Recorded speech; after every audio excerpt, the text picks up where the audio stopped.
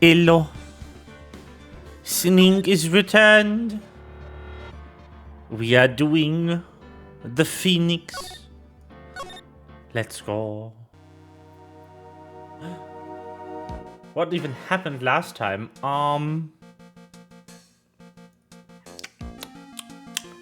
Something thief.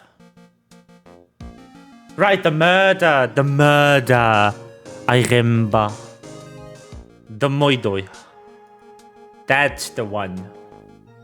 That's what happened last time. Oh boy. Well then. Let me just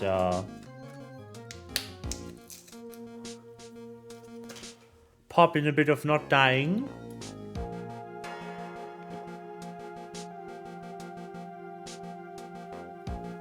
Commonly known as water. And yeah.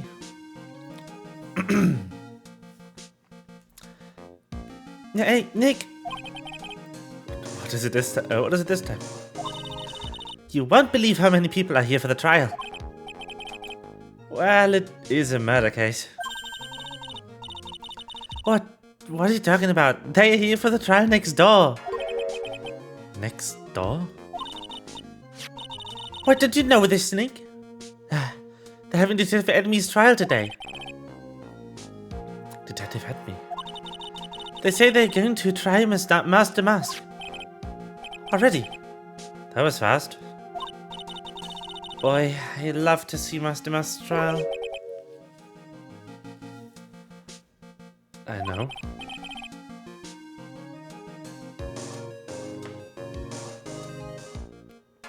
By the way, where's Pelt? Ah, she went back home. She said she can't neglect her training anymore. I know you don't like me.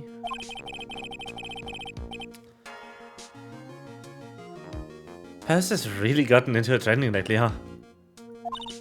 Yeah, ever since that incident last year. Please, please don't ignore me! Mr. Delight, good morning. No one likes me. No one would notice me, even if I killed someone. Come on, don't be silly. Wait a second. You don't mean you're the murderer? No, I'm just a poor thief. No, wait, that's not right. A thief can't be poor.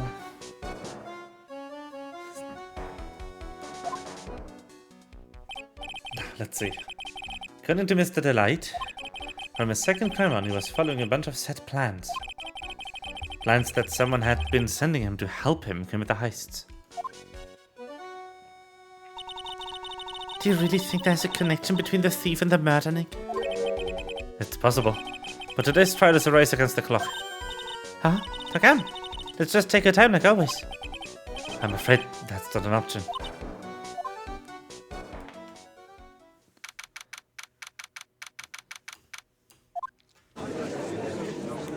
Oh no! Court is in session for the trial of Mr. Ron Delight. The defense is ready, Your Honor. You're ready.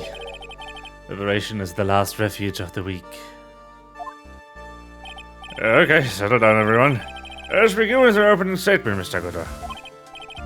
He's got to get judged in the palm of his hand yet again. Ron Delight is simply too young to be sent to war. That's all. I'm afraid I have no idea what that means, Mr. Goodall. Then you need to get out war, Your Honor. Life is war, but that's exactly what you must be more precise in your wording. That's all my statement means, you understand now, right? Yes, well, let me briefly summarize the details of this case. Oh, the judge is taking charge like he knows what's good for change. The victim is Kane Bollard, CEO of Kirby Security. His body was found at approximately 9 a.m. on the morning of the 13th.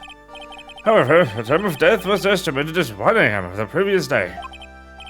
And That's when a little lost kitten dropped the ball. That little lost kitten is, of course, the defendant. Very well, then, Mr. Godot. Please call your first witness.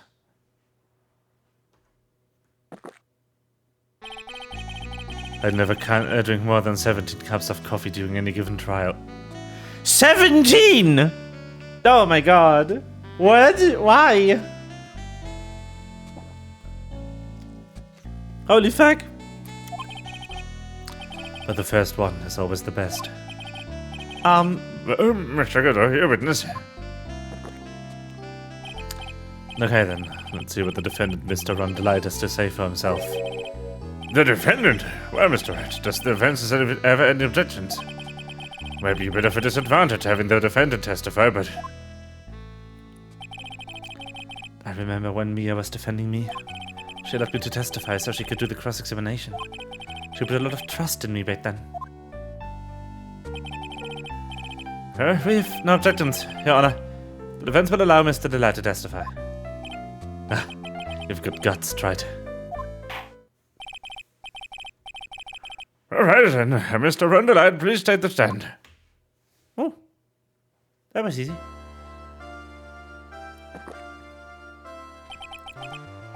You did it, didn't you?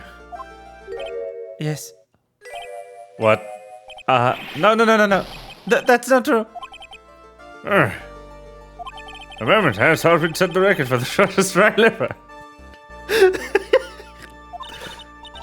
Well, Mr. Delato really looks plenty guilty with the face he's making. And once he opens that big mouth, he'll probably put the last nail in his own coffin. Very well. Now then, can you tell me something? You didn't kill Ballard. Why did you go to KB Security? Well, that's kind of hard to say. That way I wish I could go home. All right. Let's hear some testimony about what happened. Oh no.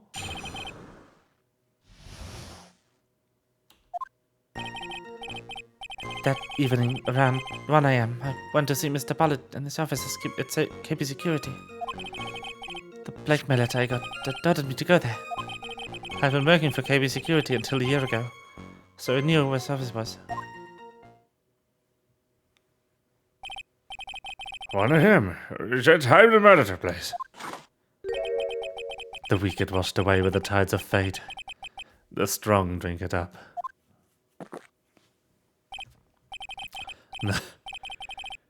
It's bitter today too, just like my destiny. You'd never know that from the way he's shining it down. Mr. Wright, your cross-examination, if you please.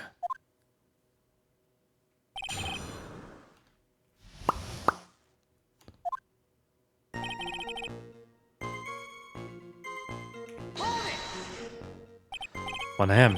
Huh. You're absolutely sure about that? Yes, that's what my watch said when I was entering the CEO's office. No. Actually, I'm not really sure. My watch was slow and my internal clock was also a bit... 1 AM. It's exact the time when Mr. Ballard was murdered. Great. It's too late for a coffee date, that's for sure.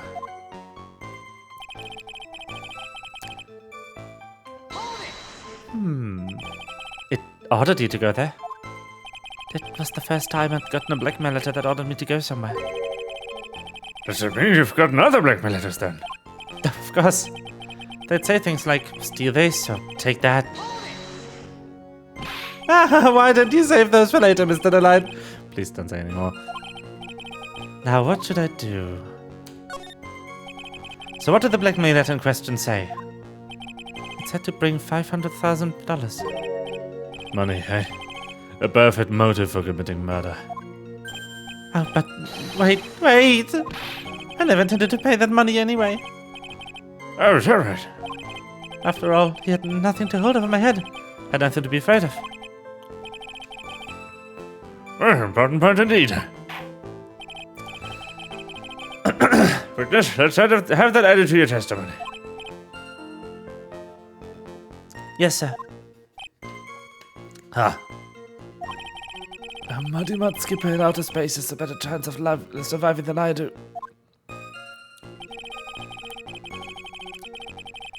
blackmail threat didn't scare me. Just what were you being blackmailed about anyway? The blackmail letter said if you don't want your identity revealed, correct? I'm sure it was referring to the whole Master Mask thing. But I wasn't worried. Mr. Butter didn't have anything on me. He didn't? Anyway, I don't care what anyone says about me. Just as long as Desi believes in me. So that's why Mr. Light didn't believe he was Master Mask. That's why I knew they were just solid threats.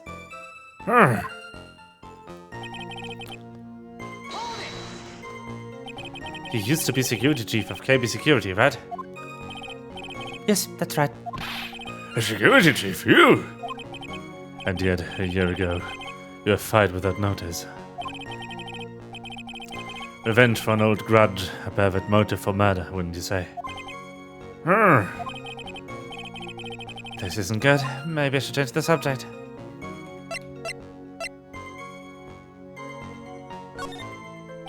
Mr. Lillette, please tell us why you were fired from your job. Well... The world is filled with those who have said, I wish I'd never asked that. Okay, take it back. Defendant, please answer the question. I, needed money. You needed money? Well, you see, Desi loves to spend it. It's kind of a hobby. Not exactly the best hobby in the world, huh, Nick? My salary wasn't nearly enough, so I stole data from the company. Come again? KB Security has a lot of security info on other sorts of companies. And since I was a security team chief... You stole some data and sold it. Mr. Bullard found out and I was fired immediately. I wish I'd never asked that. I was somehow able to keep it secret. It made it seem like I'd quit on my own. What is it, Nick? You don't look so good. Someone who brings harm to the company is fired as punishment. You do well to remember that. He sure told you. So you admit that you stole data from your company, is that correct? Yes, I'm sorry. It's a very important fact. Please add it to your testimony. Oh man, this whole thing just took a big turn for the worst. Crashed and blew up. It's gonna take the jaws of a life to rip this case from the clutches of disaster.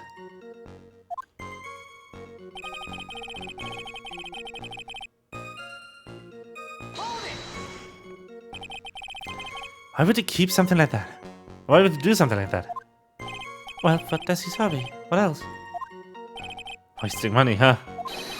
It's not a waste! So, Mr. Delight doesn't know that his husband was fired, does he? No, it would seem.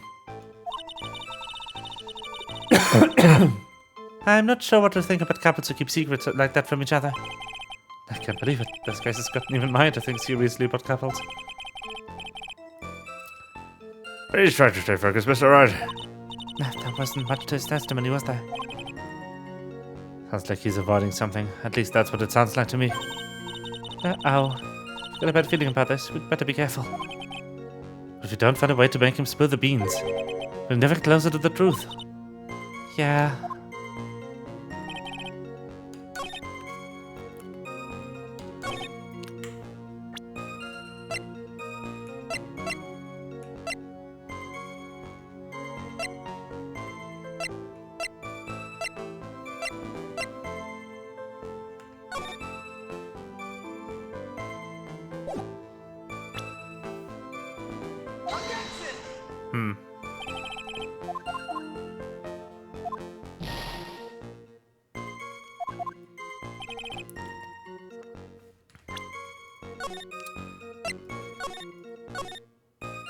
Safety safe.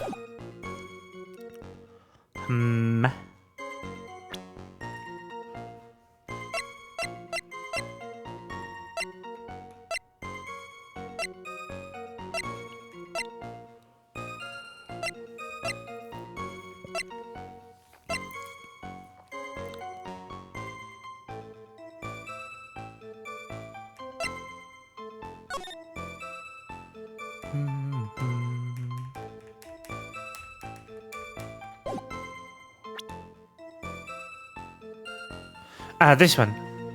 The list he had on the exact things that Master Mask stole. No? No. Okay.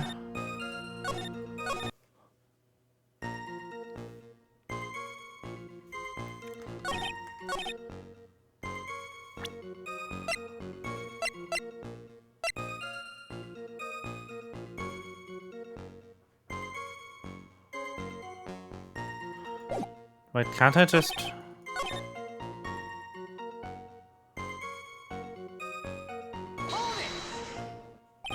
Just what are we being blackmailed about? Objection! Ah! I'm afraid the reason isn't going to hold up anymore. What do you mean? The victim had no proof the defendant was Master Mask. But you were the one who stole company secrets only 1 year earlier. But that's not what it was all over with when it was fired. But it's true that the fact I stole secrets was kept under wraps. And so, there was no reason for me to pay up now, a whole year later. Is that really true? What does you think? The fact that Ron was stealing company data. I wonder if he would have had a problem if that ever became a public knowledge. He would, with Desi. Mr. Delat, I believe you would have been in considerable trouble if your identity as a company data thief was made public. Mr. Wright, what are you trying to do by bullying your own client? Men are like colonies of bacteria. The more heat you apply, the faster they grow. That's exactly right. Well then, feel free to keep up the heat, my little lawyer amigo. Little lawyer amigo? Little lawyer amigo? Yes, now, come on. Provide some evidence to back up your assertion. Why would Mr. Delight want to keep his data stealing secret from going public?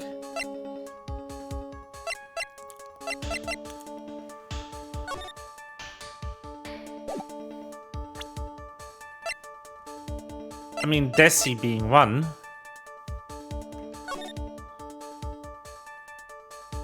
This being the other. And this. I'm gonna go Desi.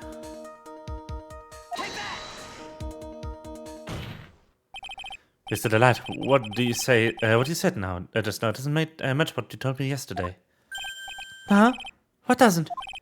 I think you must have been scared, very scared, of having a certain person find out the secret. A certain person? Miss Desiree Delight, the defendant's wife. But listen to me, my Desi, she's... Looks like if I just sit back and relax, the fun will end before it really begins. Ah, Godot. Yes, we know. It was all your wife's fault. What do you mean? Mr. Delight stole company data to pay for his wife's spending habit, for which he was fired. Unable to face his own wife, someone used his dirty little secret to blackmail him. And that is how the murder came about. Now everything's suddenly neat in a place for him. Don't talk about my Desi like that. You'll be sorry.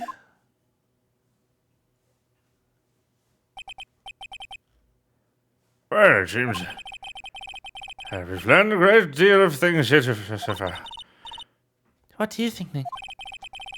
Didn't think it was possible to get so thoroughly whipped in just 20 minutes. Lily was sufficient motive for murder. He stole data for his wife and to go to protect her secret. A felony man who cared just a little too much. The motive is clear. Let's move on. What happened at the crime scene at 1 in the morning, Mr. Delight? Come now, tell us! We're all ears.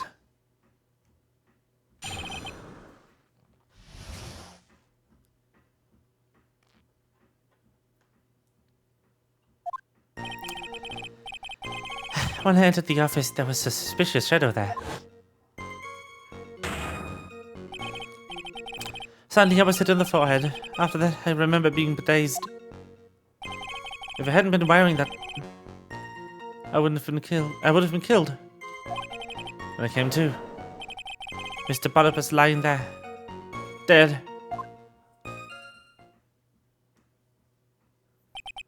I see. Certainly to the forehead, huh? I believe the detective from yesterday provided a similar testimony. He said that Master Mask struck him on the head from behind. Of course, and Attourney turned out to be a culprit himself. That was a lie. No one's going to believe a pathetic lie like that. What are you saying? I really was attacked. We'll find out if what you say is true or not during the cross-examination. Got that, Mr. Wright.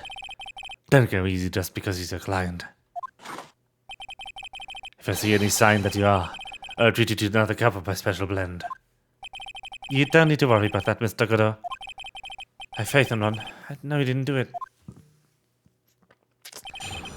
Ah!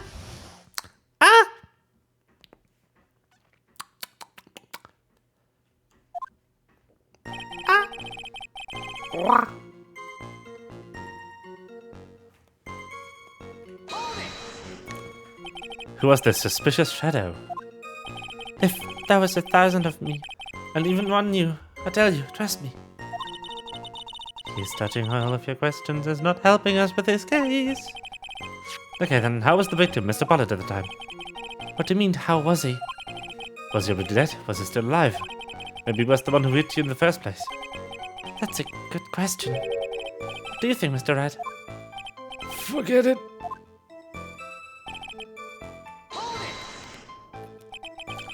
Your forehead? Yes, I was hit in the forehead as soon as I entered the room. It was an amazingly fast and powerful attack. Do you remember anything about who hit you? Well, like I said, it was a fast and powerful hit.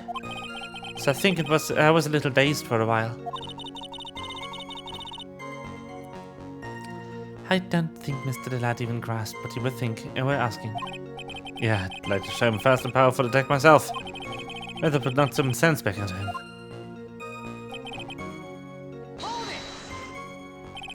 That? Could you please clarify what you're referring to? Why, my Master Mask costume, of course. Wait just a moment. Master Mask! No, didn't I forget to mention before? Just to be the safe side, I dressed up as Master Mask. And then I descended up upon the office of the CEO of KB Security. What?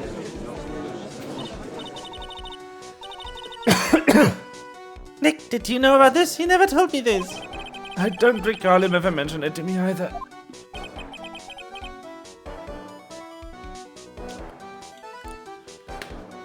Even I didn't know that. It seems that little friend really loves to keep secrets. I'm sorry, I just never had a chance to mention it up until now. Wait, that's not right.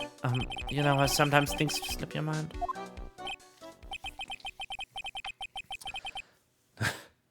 My sixth cup of coffee is staring up at me coldly. At any rate, we can't ignore this new piece of information. Witness, please correct your testimony.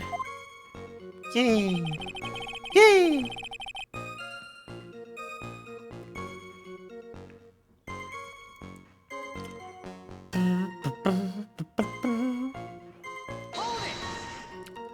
Why were you dressed as Master Mask? Why, because I'm Master Mask, of course. What are you talking about? Master Mask's trials is being held next door. Ah, yes, I guess so.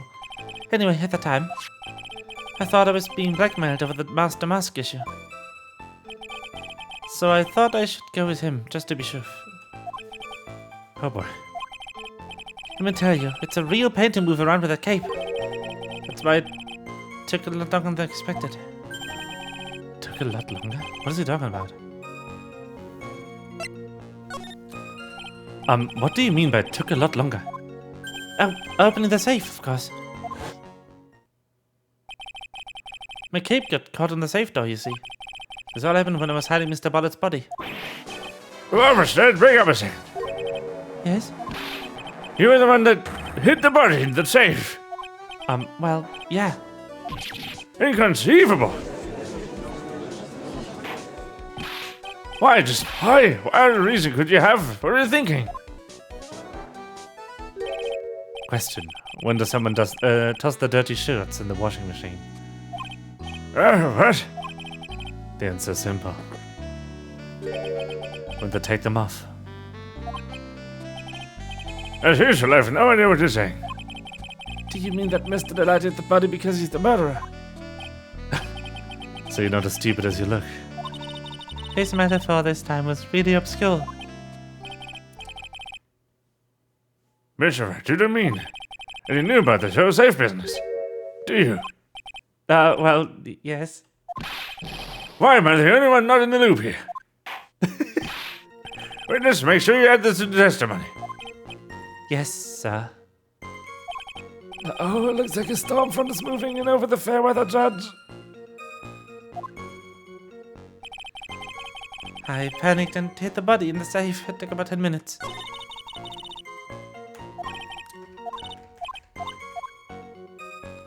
Wow.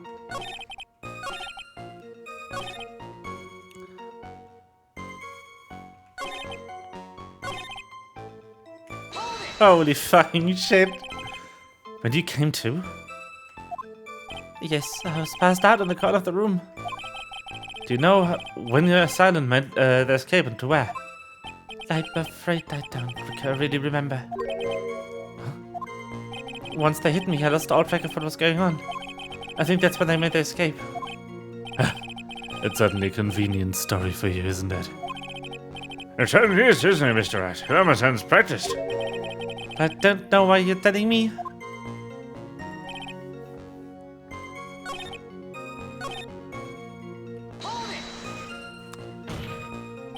Why did you hide the body in the safe anyway? Well, because it wouldn't fit in the drawer. That's not exactly what I meant. When I saw the corpse, I kind of lost it. I thought, they found this corpse, they think I did it. I think you had a simpler reason than that. It's because you killed him. That's why you spent 10 minutes hiding the body. That certainly makes more sense.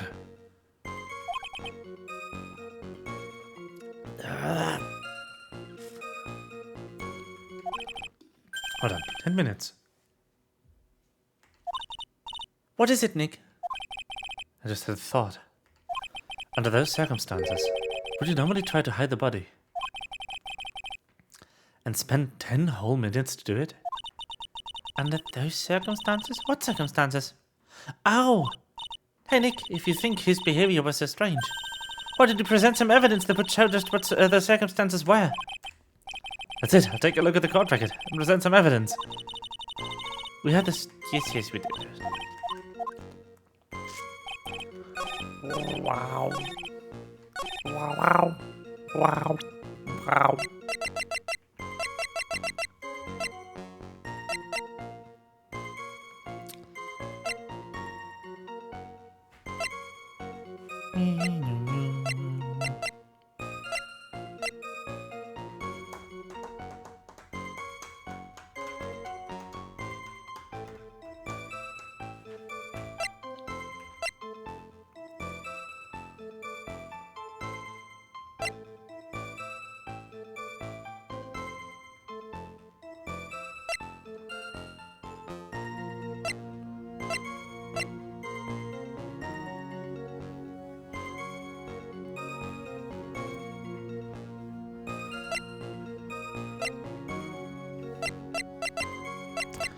I think the buzzer record.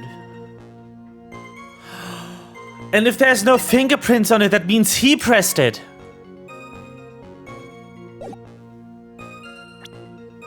If it took 10 minutes to hide the body and he pressed the buzzer after, that means he cannot have been killed at 1, which means there was more time between the murder and the time that Master Mask or ATMEY stole the urn.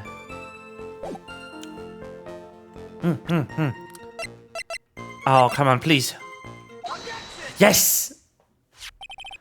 Your Honor, could you please take a look at this record? What might this be? The record of the emergency buzzer that connects the CEO's office to security.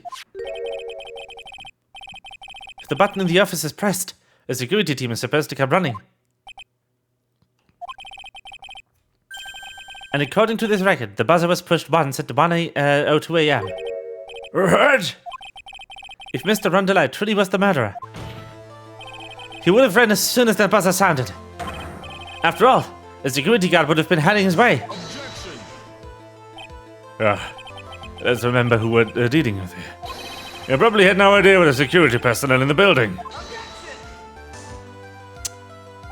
Up until 1 year ago, my client was working as the chief of security. There's no way he wouldn't have known about them. But as it turns out, the guard never came. There was nothing more than a coincidence. The fact that the guard was a pathetic loser who had just gotten punched in the face by his ex's new boyfriend and wasn't anywhere in the vicinity was not something Mr. Delight could have known.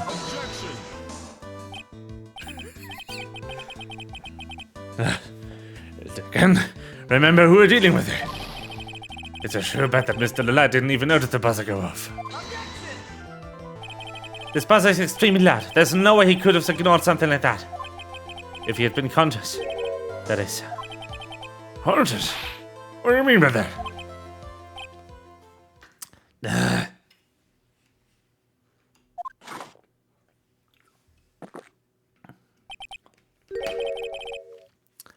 Fine, let's see your theory.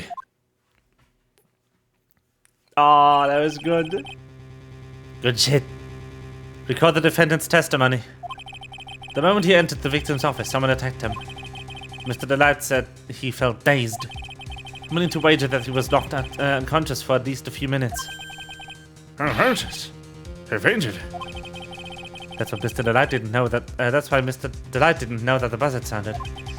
And that's why he thought he had time to hide the body. So what are you trying to say? Mr. Delight was knocked out and the buzzer went off soon afterwards. Now, unless my client was able to hit the buzzer while he was unconscious, it can only mean that there was another person in that room. That's right. Whoever it was they knocked out, Ron Delight and then pressed the buzzer.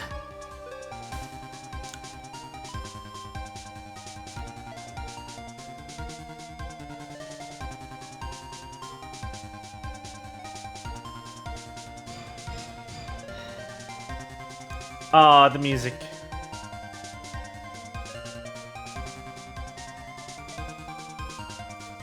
Ah, it's so good.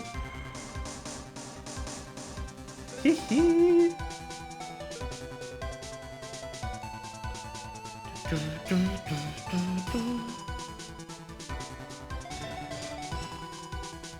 Hee hee. Hee hee.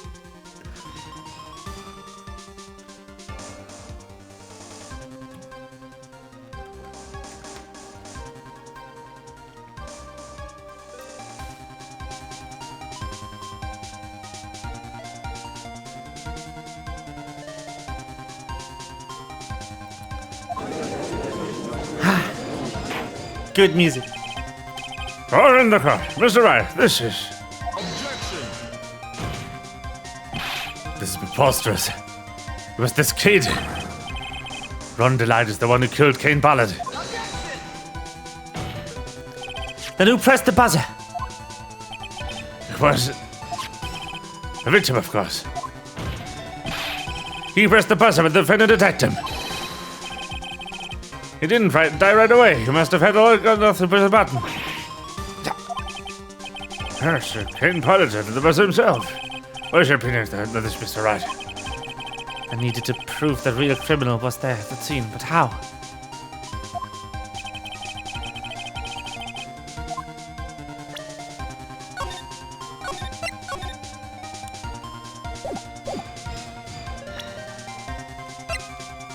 Do we have a photo of the crime scene?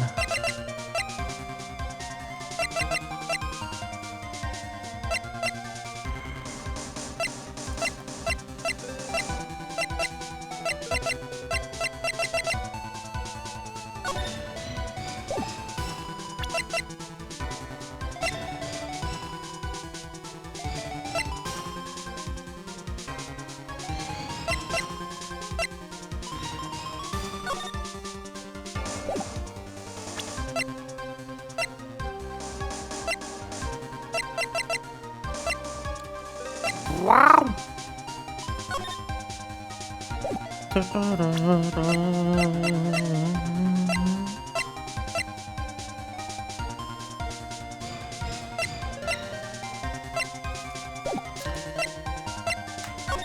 The defense's opinion is this, Your Honor. This piece of evidence proves that it was the victim who sounded the buzzer. As for the buzzer itself, I believe this is the piece of convertible evidence we're looking for. The emergency buzzer. Is there some kind of clue on it? Absolutely not. Hey, come on now. At least give some thought to what you say before you open your mouth. The fact that there are absolutely no clues is itself the clue. Everyone is clueless. This button has no fingerprints on it.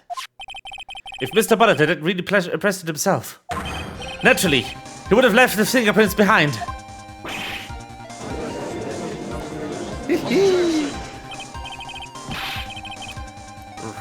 The light obviously read them off. Why would he? A guard could have come in at any moment. He touched that button. I know he did. The defendant, Mr. Delight, was dressed as Master Mask. And Master Mask always wears gloves. What reason could he possibly have to wipe the button off free of fingerprints?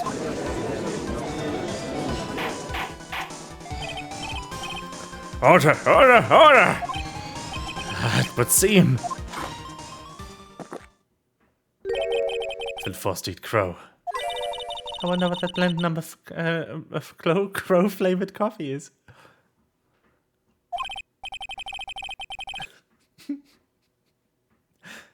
However, if the real killer was there at the scene, why would the person press the emergency buzzer?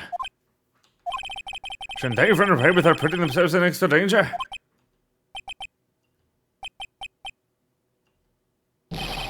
What if the joke would silence all of a sudden? It looks like you're fresh out of parlor tricks. They hunter you, Nick. Just give me a minute to collect my thoughts. The real culprit killed Mr. Bullard at around 1 a.m. And Mr. Delight just happened to waltz in when the murder was taking place, right? The killer clobbered Mr. Delight and then sounded the buzzer. Even though security was supposed to respond right away if the buzzer was pressed. Security was supposed to respond. Time's up, Mr. Wright. Let's hear what you have to say. Very well then. How would he oh-ho? Oh, you've got some guts. I like that in the opponent. I lost his voice somehow there. Oops.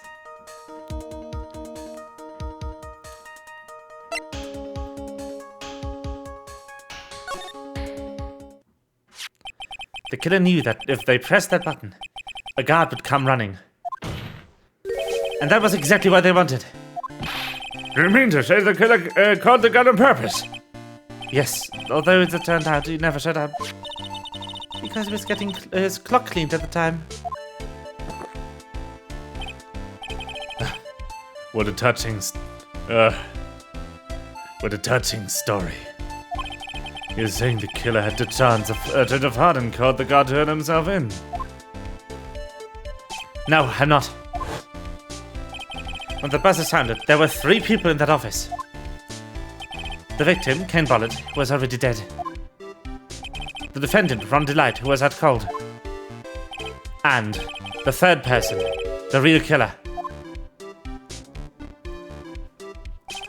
Hypothetically, yes. Now then, in this situation, if the real killer made an escape, what would happen? The only ones left in the room would be the victim and Ron Delight. And if any security guards came running in that time, they would think that I was the murderer. Yes, that was precisely the real killer's objective. To frame Ron Delight for the murder.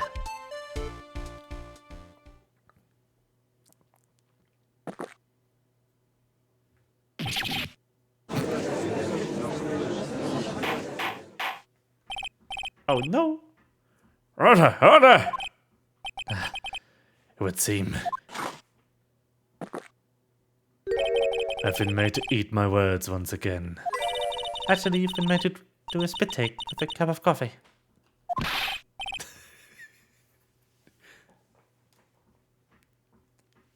Mr. Wright, who was it? Who was that? Who was that tried to frame me? Wait a second. I'm the one and only Master Mask, so... Nick, you mean the real killer is... We're going to track the person in here right now.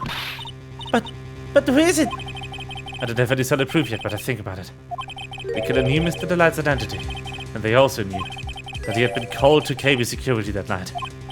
So the killer used him to execute a well-crafted plan and to murder Kane Ballard.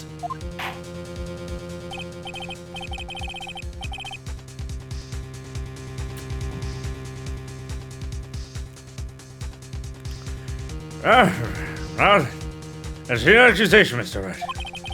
It was that framed Mr. Rundelight for the murder of Kane Ballard.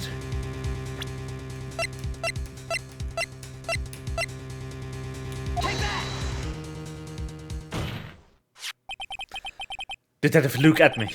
He's the only one who could have done it. He's detective. Look at me. You mean Master Mask did it? Your Honor, the person being tied in the court next to us is not Master Mask at all.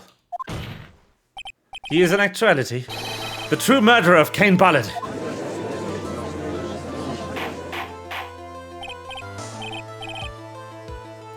Order, Mr. Wright. Explain yourself. Theft and murder, which is the more serious crime. They're not even close. Murder's the most serious crime, of course. It's a capital crime, subject to capital punishment. Please remember the trial from yesterday, if you would. When Luke Attourney confessed, there was a huge commotion in the courtroom. Of course, the famous detective was unmasked as, well, Master Mask. Instead of being convicted of murder, he was found guilty of grand larceny. That was his true objective all along. To be found guilty? Master Mask had a perfect alibi for when the murder took place. He was stealing the urn at Lordly Taylor. In other words, being found guilty as Master Mask was Luke Attourney's airtight, watertight, and unassailable alibi.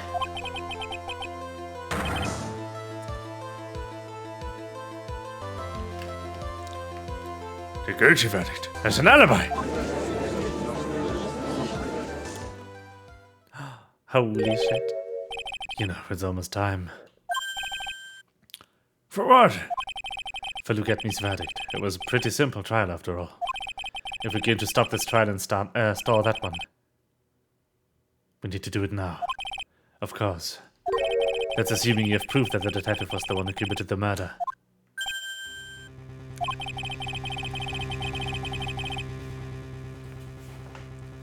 Mr. Luke Attourney's trial has indeed attracted the attention of the entire country. If we were to intrude or fail to prove adequate proof of this true crime, Mr. Laird would be left with no grounds for appeal. Am I really sure about this? A bet's only good when your life's in the ante.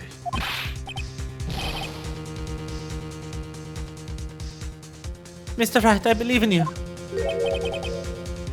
Mr. Delight. So, please. I'm begging you. Thanks, but my decision will determine the rest of your life. Can you really risk your life like this? Phoenix. What was that? Don't stray, Phoenix. For your client, take the path of trust.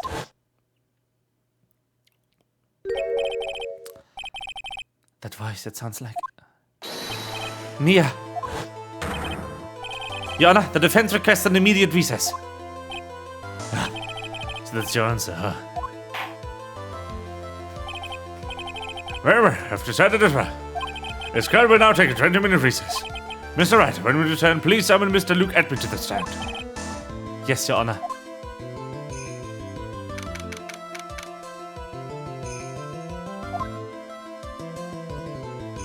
Not Bane! Well, Sir Detective Attourney.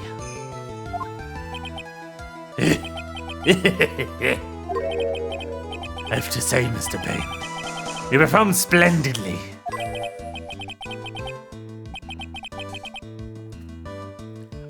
You, Sir Detective Attourney. You were the one who... That's enough. This court sees no reason to further prolong this trial. This court finds the defendant, Luke Attourney. Wait! Don't hand down your verdict yet, please! Well, well, Sir Lawyer. Welcome to my courtroom. Who's this, Jose? My name's Wright, attorney at law, and I wish to file an accusation against this man, Luke Attourney. Accusation? You accuse Master Mask? That man is not Master Mask. He's just a ruthless murderer. What?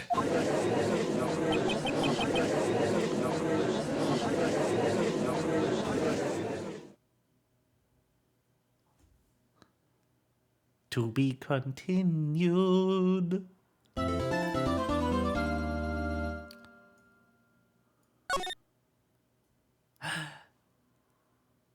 Boop, boop. Boop, boop.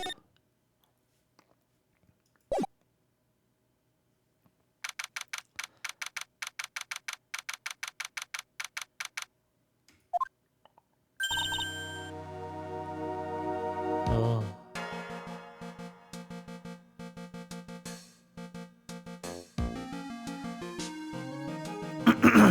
I think I will use this opportunity of breaking the trial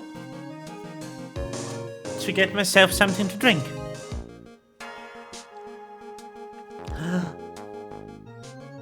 Boop.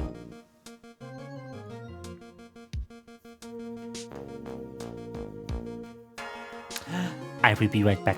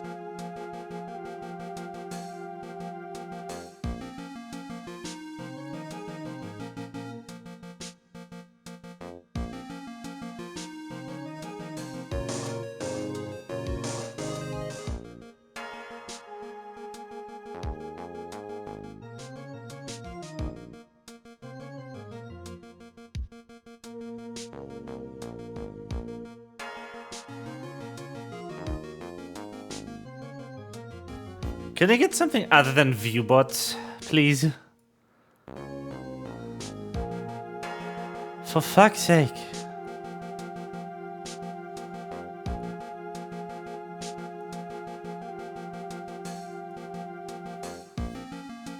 Fuck's sake.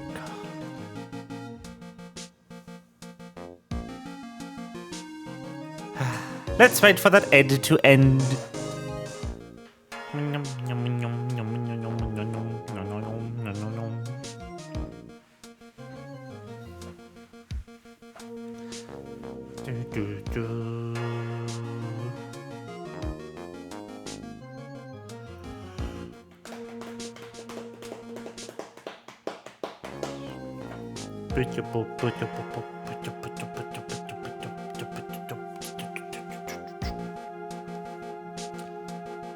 Wow.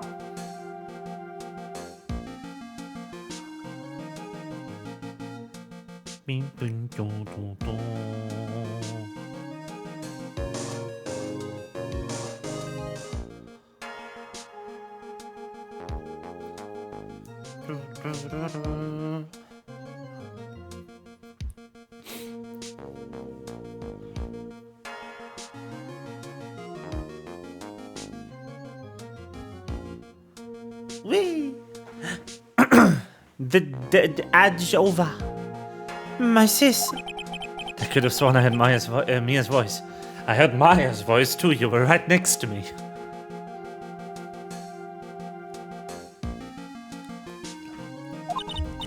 So then, she's still alive.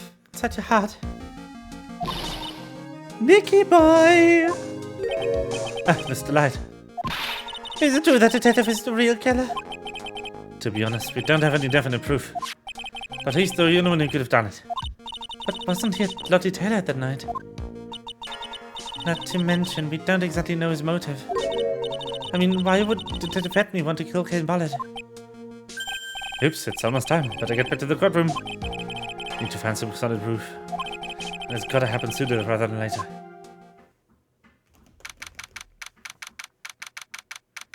Yeah.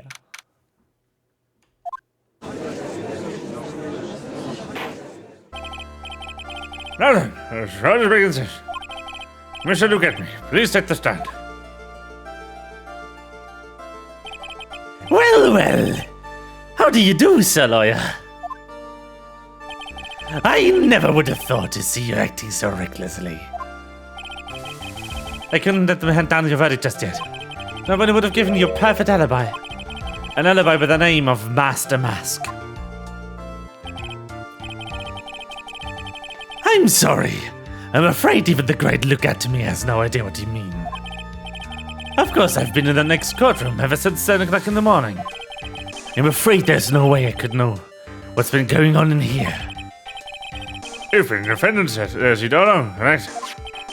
We tried as Master Mask. Indeed. It's truly child's play to fool the ignorant masses.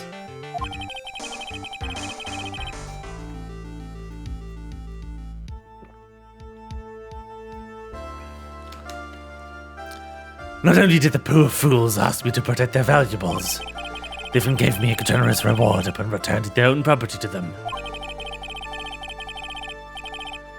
Take this red diamond ring that sparkles upon my divine finger, for example.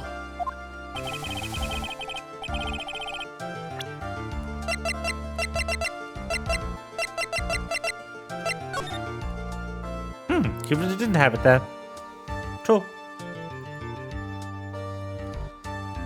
Wow.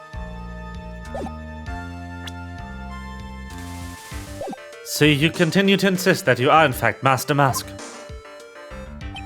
Of course. Well then, You get me. Let's begin with the simple question. On October 12th, 1 a.m., Kane Bullet was murdered. Where were you at the time? One without knowledge lacks Stephen the knowledge that he should be ashamed of himself. But don't worry, I will not hold it against you, Sir Judge. Thanks.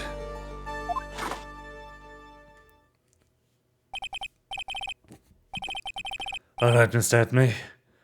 The night of the murder, speak. We're all ears.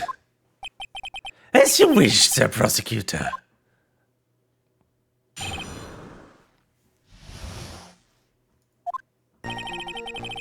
I was stealing the urn as Master Mask, just as I announced I would. It's the silliest voice I've ever given a character in my life. Yes! I had more than enough time to prepare, as it was a pathetically easy job. A photograph contains no words, but in this case, one turned out to be my witness.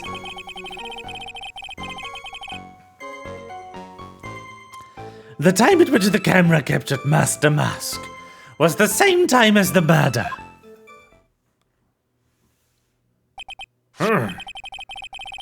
That seems the main part for discussion will be this part of the crime scene. Everything else up until now is all part of this plan. There has to be a secret to this picture as well. Even the great Master Mask cannot be two places at once.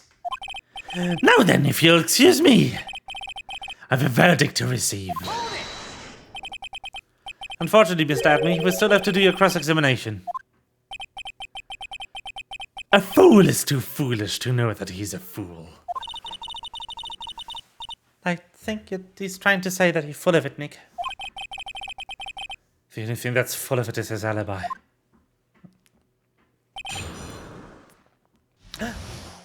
Bing, boom, boom, boom, boom, boom, boom.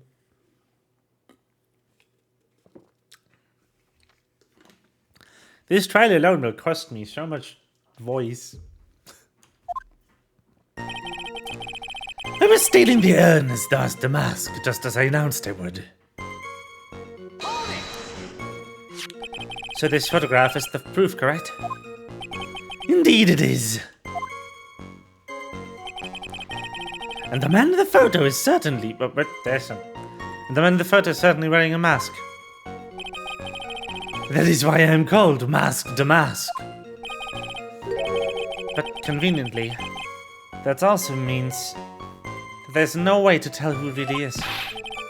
What do you mean? Objection! Are you saying that this is not, in fact, look at me? That it could be an accomplice dressed up as Master Mask to create an alibi? Oh, what an interesting idea! Are you saying that I, Lone Wolf Luke, had an accomplice?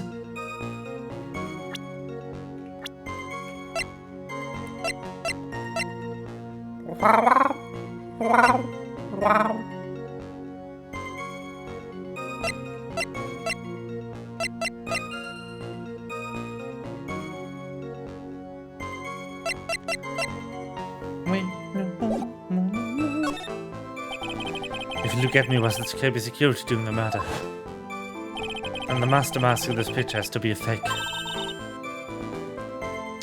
then there really was an accomplice. But right now, I have no idea it was. Oh, I don't have any idea right now either.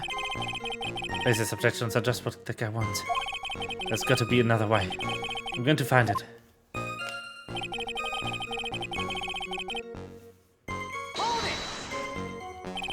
I believe Hadrian Andrews hired you at one point.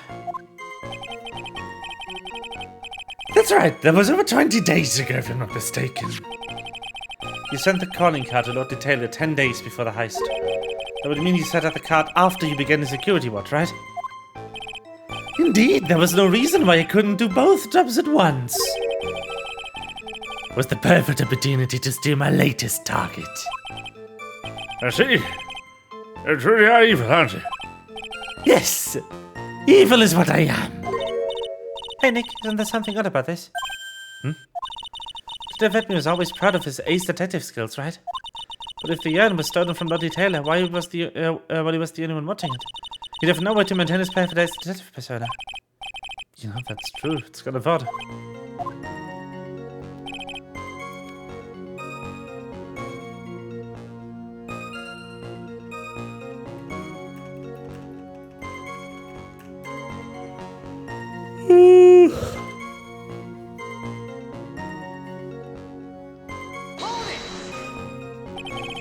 So by photograph, you mean this piece of evidence here, is that correct?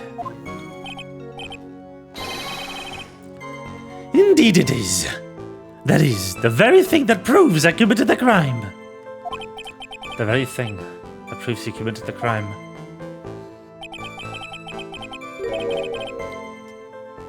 When I think about it, it's really odd. You say that almost as if you had this picture taken on purpose. Objection! You were simply caught by the very camera that he had set up. We all have days like that. Indeed, it turned out that there was no such thing as the perfect crime after all. Life is a truly ironic thing. A sad blue melody. It looks like I'd better get more information for now.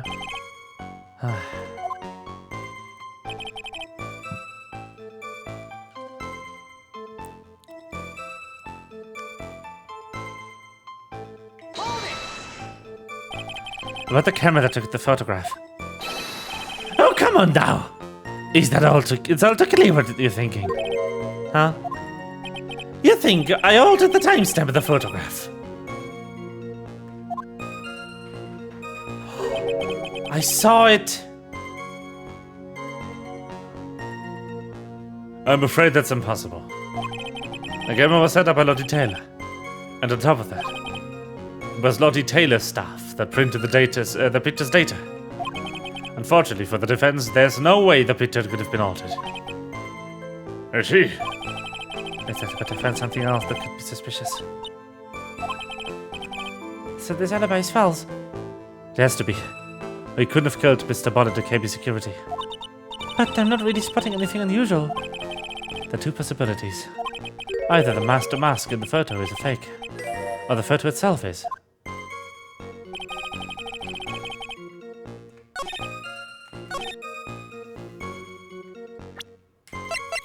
Wait.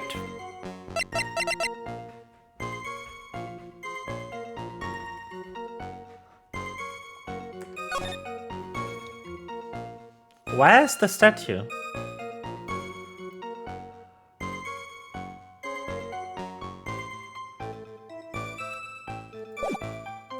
Shouldn't the statue have been there?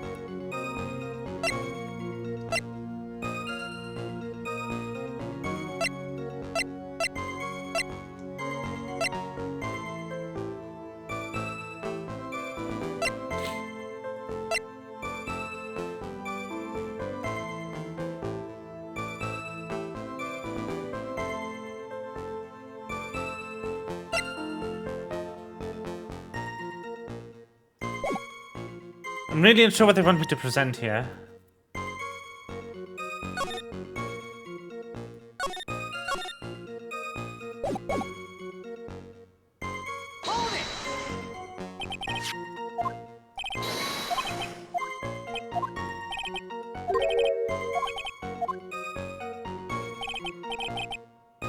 Come on, think long and hard about that night. The basement warehouse and this picture that was supposedly captures it. It's got to be here. Isn't there something funny about this picture? You bet there is! Are you implying that the pictures are fake? You bet I am. There's definitely something strange about this picture. We took around the basement, the warehouse, that night before the theft took place. And there's something in this photo that doesn't match my memory of that night. Very well, then let's see what you have to say. What about this photograph? Do you find funny? This. Take that! The funny part is right here. Right, there's a blood stain. Ah, blood. Now this case is getting interesting. Not exactly. The stain is actually pink paint. Oh, that's paint. And peach color to that. From Blood to Peaches. The judge sure loves getting on his going on swell tangents. The problem with this photograph is not the paint. The problem is when you consider the layout of the basement warehouse. It turns out that something should be there. That something that should be there is nowhere to be seen. Well, Mr. Wright. What's supposed to be in this picture instead of the paint stains? The same time, but not the same date, perhaps?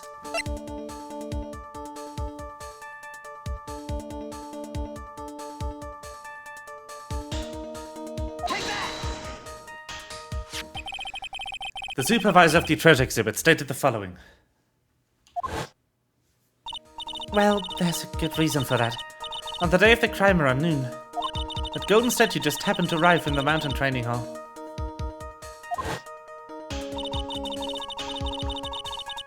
I realized that the statue would be the perfect size for covering up the paint stains. That's why I put it where you first saw it. I myself was there the night the theft took place, and saw the statue in that spot. If this picture was truly taken on that night, then that statue should have been there. Objection! But when I went there the day after the theft, the statue of the old bag was sitting in the corner. Perhaps it was someone pushed there accidentally. Your Honor, the statue is slightly larger than yourself and quite heavy. It would take more than an accidental push to move it the distance. In that case, can you prove it? Can you give it the rhyme and reason as to why that statue was moved that night? Can you do it, Nick? Never mind who moved it. The real question is, why did they move it? Well, Mr. Wright, I hope you're prepared with the answer. Now then, who was the one that moved the golden statue on the night of the crime? Well, look at me, of course. The one who moved the statue is none other than... Look at me! Come now, Sir Lawyer. There you go again on one of your strange delusions. Mr. Wright, what basis have you for your strange delusions? It's very simple. The witness was the only one in the basement warehouse that night. That is indeed very simple. However...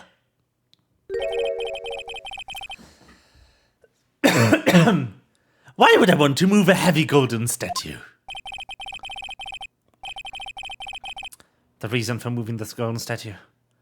Here's where battle really begins. Mr. Wright, what reason did the witness have to move that statue? The reason can be found here in this photograph. Look at me, you pretended to be Master Mask to create an alibi by showing you were at Lordly Taylor that night. But this photograph contains a single fatal flaw. If the statue had been there, your lie would have been exposed like the cheap film at the drugstore. That is why you had to move the statue. A single fatal flaw? Interesting theory. Please enlighten us. Just where in this picture lies the flaw?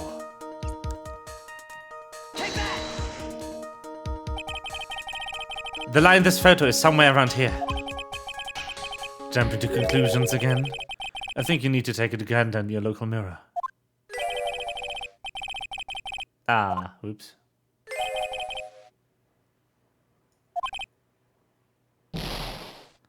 Not there?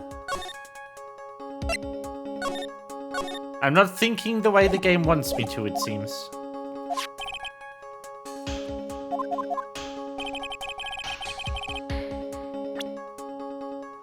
I think this. Then. Naturally, the lie in this photo is the timestamp. What do you mean?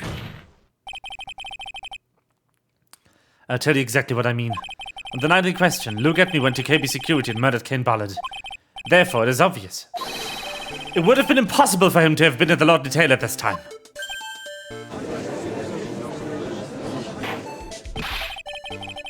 But what does it have to do with the statue being moved? Remember, if you will, Your Honor. When was this statue placed beside the warehouse door? Well, the statue was taken down to the warehouse on the day of the crime. It was placed in the placed there in order to cover up the paint. Exactly. Look at me, had already decided on the time when he was going to kill the victim. And so in order to create an alibi for that time, he took this picture days before the murder took place. What the? Of course, the statue hadn't been brought down to the basement warehouse yet. Huh? So on the day of the crime, Mr. ATMEY must have been quite nervous. As nervous as a long-tailed cat in a rocking chair factory, so to speak. Why? Because something that wasn't supposed to be there had been brought down in a place where it wasn't supposed to be. And that is why Luke Attourney had to move the statue on the night of the murder. He did it to make the room match the way it had been in the photo.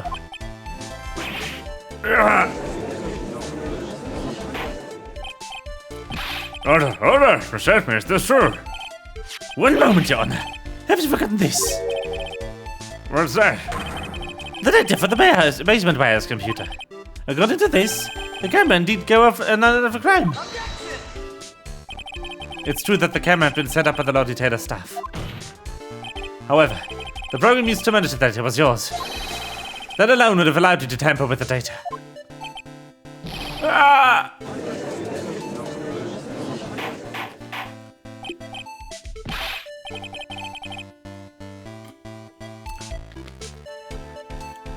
Order, Mr. Gooder, what is the meaning of this?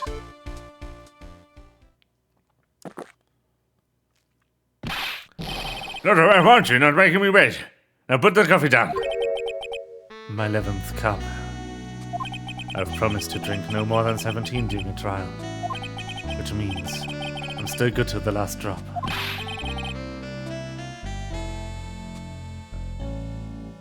However, the defense is a good point. A good point, so what? We are all but travellers in a road of infinite points. I think he's got his points mixed up with the other points. So you say this photograph was taken ahead of time, and that the statue was moved in order to make it match.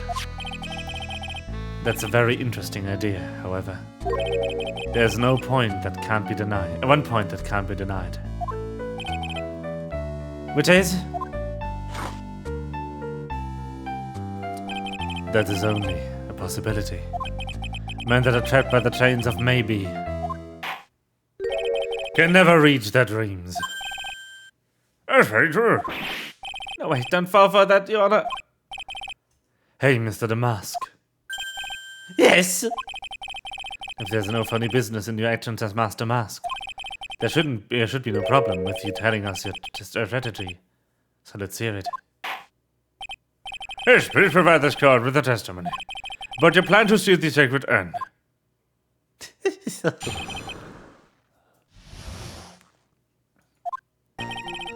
I first received the request from Lord Detailer about 20 days ago. Oops.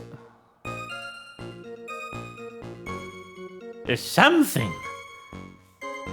Hence I was actually unable to see the urn for myself. No.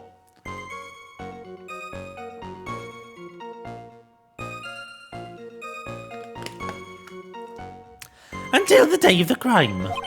I knew it was an extremely valuable treasure, so I sent my card 10 days beforehand. Just making the a bit less to be nice on my throat. I then had handled the security by myself to ensure that my crime would go smoothly. At last I held the urn in my hands for the first time at 1 a.m. on October 12th. That's pretty much all the stuff we heard before, isn't it? Yeah. We'll find the truth in the nuggets of the information he gave. Witness, you're sure there's no mistakes this time? Zvari. Very well then. Mr. Wright, you may begin your cross-examination. Ding.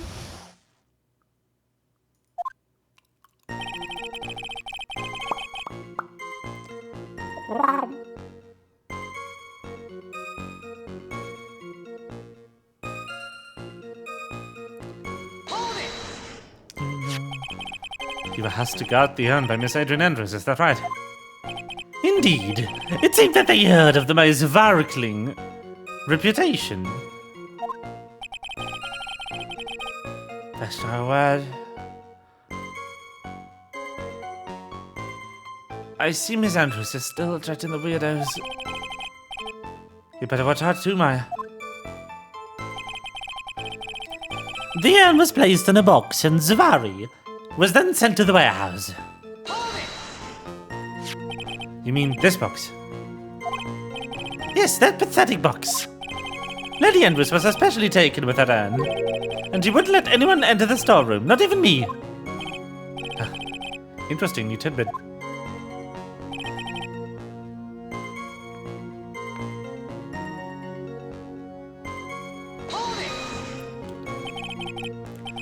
So you're sure that you've never even seen the urn before?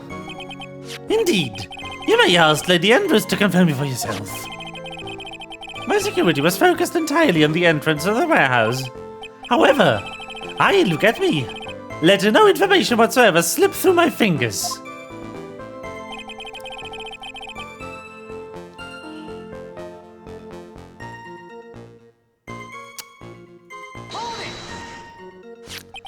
You mean this calling card? That's right. That is without a doubt my calling card. I guess Mr. Lalat did make this after all. Of course, because that means you about the emblem. Making this card authentic would have been child's play for him. I then handled security by myself. Hold it! Then I went into the basement warehouse. Unfortunately, there were many different treasures being taken there. Thus, for a period of approximately 5 days, people were indeed going in and out of the warehouse.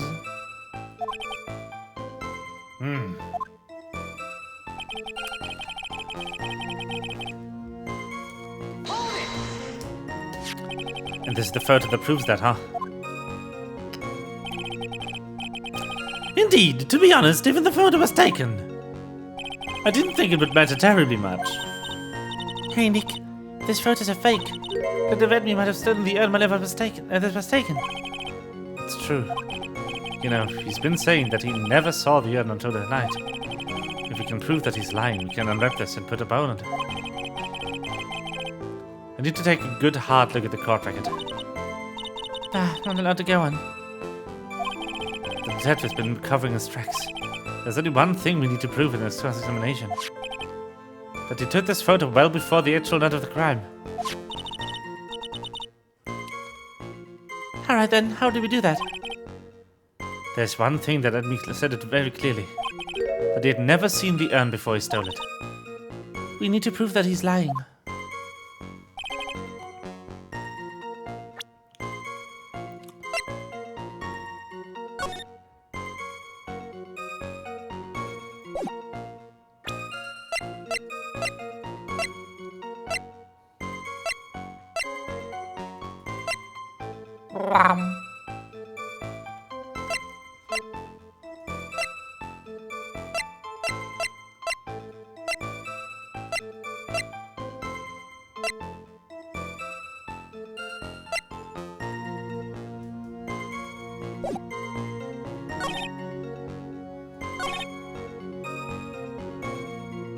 I want to press this again.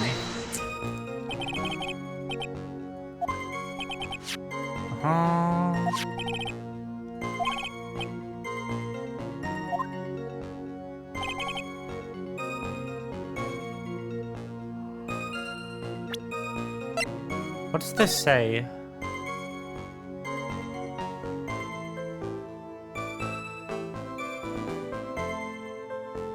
Speckled.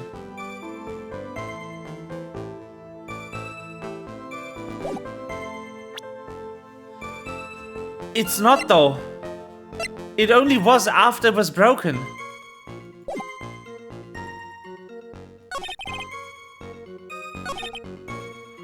Oh no, no, you have been lying, you little liar.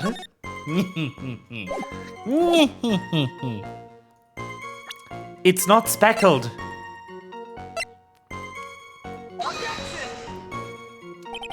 Ah, come on. Design your things better.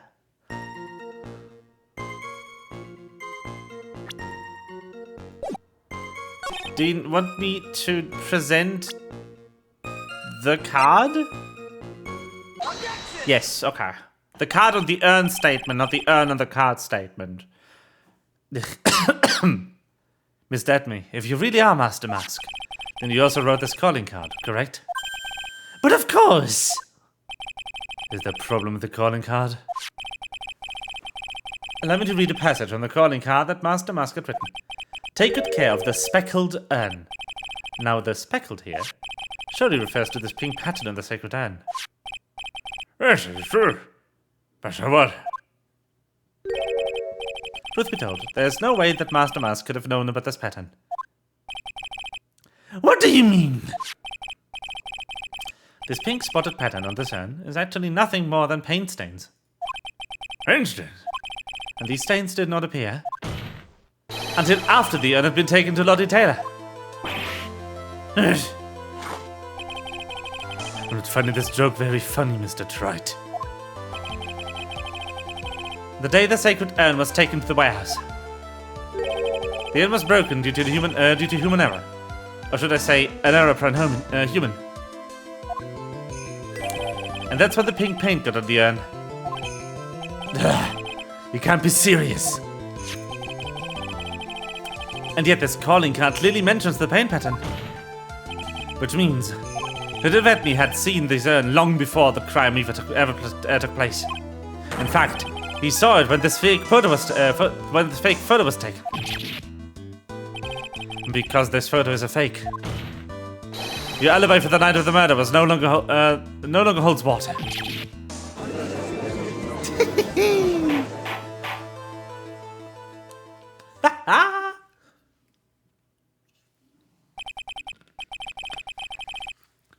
He couldn't have written the card 10 days before the day if he hadn't known how the urn looked.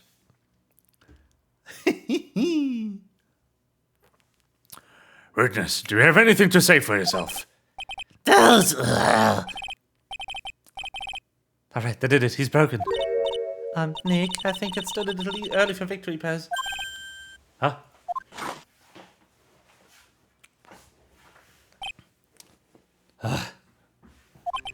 It's so sad. No one has any conviction these days. And Rachel, you say? Yesterday, we all decided unanimously that this man was Master Mask. And now we're calling him a murderer. You don't think we're being a tad fickle? That's a good point. No, hey, don't fall for that too, Your Honor. You say that Look at Me was the one who killed Kane Bollard. Let me ask you this. Why would you do that? An excellent point.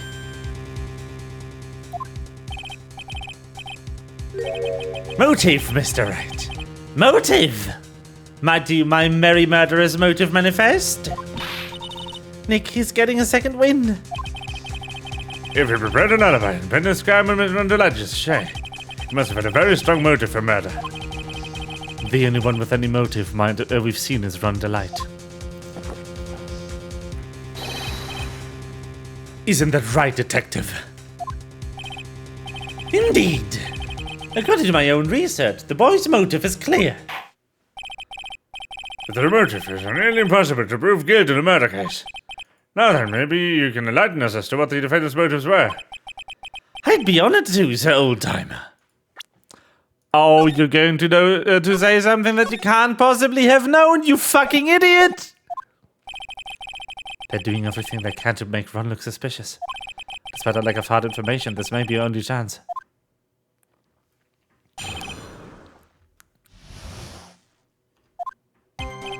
Look at me! Had no point of contact with the victim whatsoever. Kane Bollard decided to investigate Master Mask and simply mistook who he was. It was Mr. Bollard who wrote the blackmail letter and sent it to Ron Delight. And it was again Mr. Bollard who harbored a grudge against Mr. Delight for his betrayal. Mr. Bollard's mistake is quite excusable. The defendant truly believes he is Master Mask. That is why Delight saw fit to kill Kane Bollard. A true tragedy.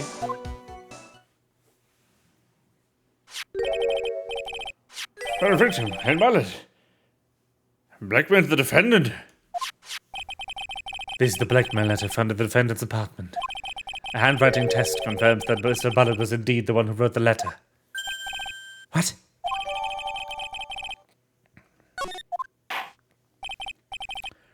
Very well, Mr. Wright. Begin your cross-examination.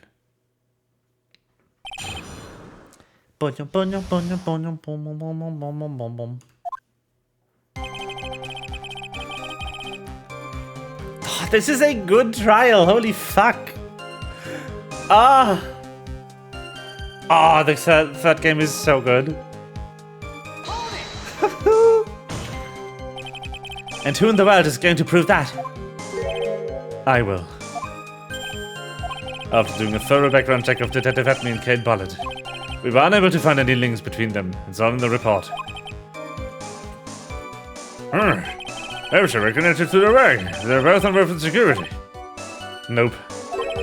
That was planned. In any case, the only one with the motive was Mr. Delight.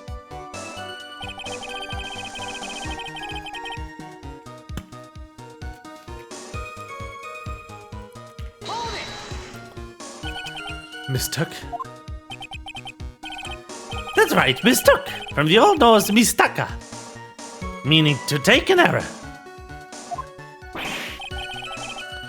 That wasn't what I meant. Just who did the victim mistake Master Mas to be? Why, the answer's obvious. Run the light, of course. Boy, I'd like to wipe that smug look off this guy's face. Why would the victim mistake the defendant for Master Mask? Don't you already know that? Zavari, take a look at this newspaper. Oh, the famous tale of Eminon. How magnificent, aren't you? That photo shows a magnificent detective as well, does it not?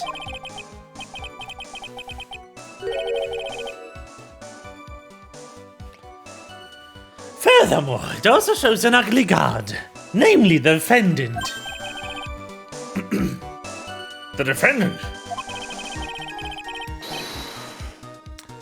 The victim clearly misread this article, and Zavari, he got the wrong impression. The impression that this ugly security guard was in fact Master Mask. Oh, I see. That was an unusually reasonable deduction. It was Mr. Bondage. Yes. You mean this blackmail letter right here? It says bring Firth Southern Town, Adonis. And the handwriting is without a doubt the victim's. There's no mistake. We have an official report to prove it. But I don't see an address on this letter anyway. An address? This letter was discovered in Rondelet's apartment. Mr. Delight did show up the designated place and time. The fact that there's no address is irrelevant. I wonder. What's up, Nick? I just had a thought. What if that blackmail letter wasn't meant for Mr. Delight? Wow, do you have any evidence of that? For some reason, just can't shake the feeling that there's something not quite right about this blackmail letter.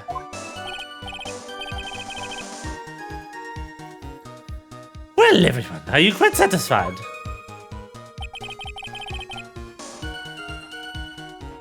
Hold it! What do you mean by that?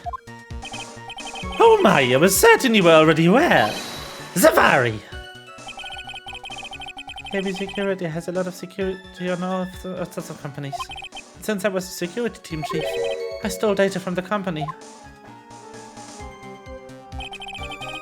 Kane Bullet had yet to forgive young Mr. Delight. Which is why he sent him that letter upon mistakenly believing he was the thief. Here's a file that we discovered in Mr. Bullet's office. Evidence that Mr. Bullet was receiving money through blackmail. However, it's still bizarre. Why did the defendant pay Mr. Bullet the money? Even though he wasn't actually Master Mask. On that point, there was an unfortunate bit of chance.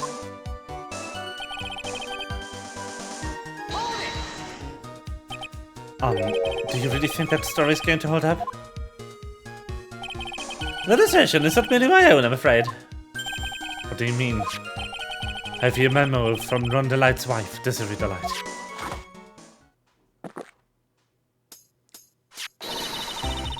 Ronnie thinks he's Master Mask. Don't you feel sorry for him? Please don't think too badly of him.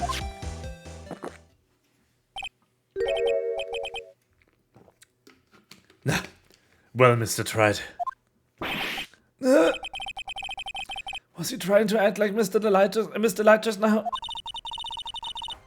I thought it was pretty convincing. That's why Mr. Delight saw fit to kill Kane Bullet. A true tragedy. Yes. That's just your imagination talking. Come now, Sir Lawyer. I'm afraid imagination is the right word for it. This is deduction.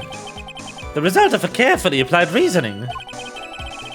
And we hear that careful reasoning for ourselves. It's a long story, and better saved for another day. Maybe another time. The so-called long stories aren't usually all that long. At least not in my experience. So you're going to try and connect Detective Attourney to Mr. Bullet, right? Yeah, that's right. Hopefully it won't require surgery either. In that case, you'll have to talk about the blackmail. That's true. Was that blackmail letter really intended for Ron? Since we don't have enough information, you should press him for more testimony.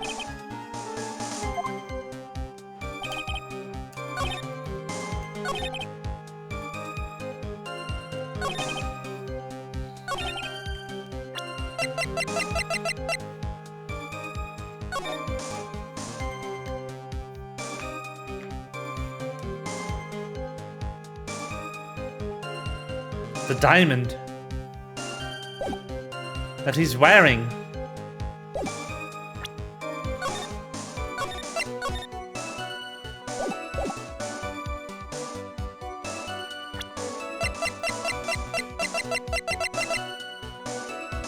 Objection! Mind if I ask you a few questions, Detective Attourney? Well, if it's just a few, I guess it's alright. When you said that this letter was addressed to Ron Delight, I couldn't help but notice the one major contradiction. Contradiction? I don't know why a walking contradiction like you gets off saying like that. You want to talk? At times like these, men are made to express themselves with their fist. Why did you show us what you've got there, Junior? Indeed, time to man up, Mr. Wright. Shows the contradicting evidence in the content of the blackmail letter.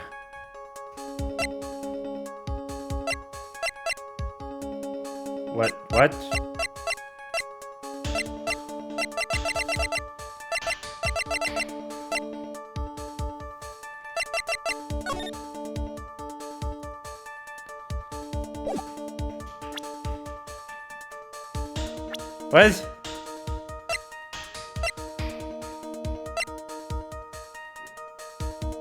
What?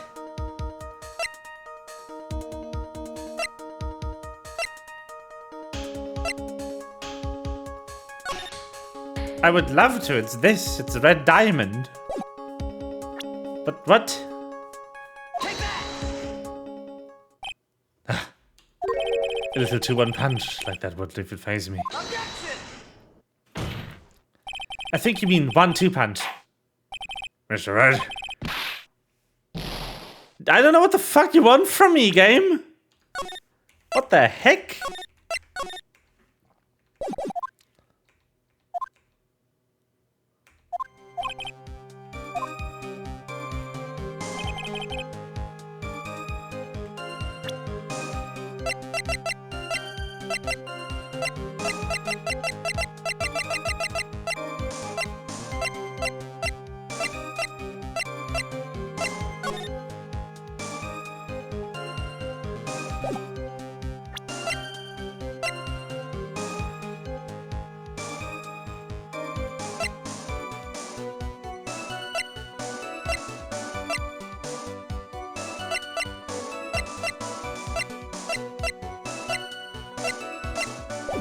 Hold it!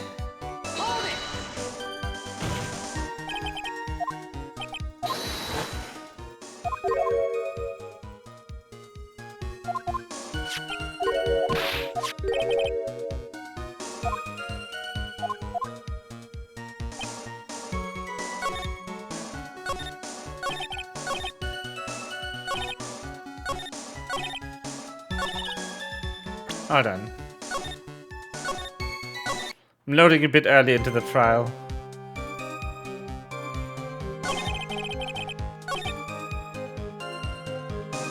Hold it!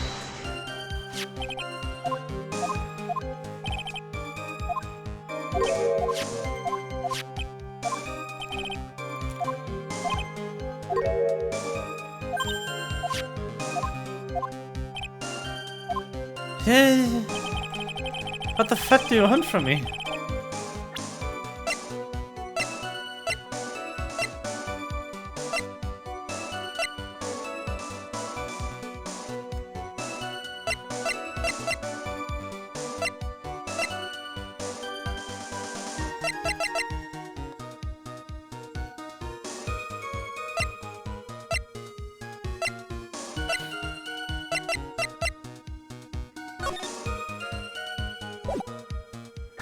What do you want?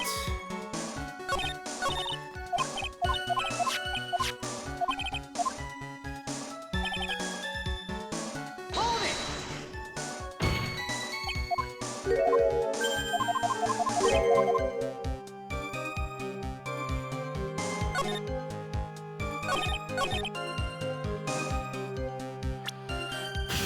Objection!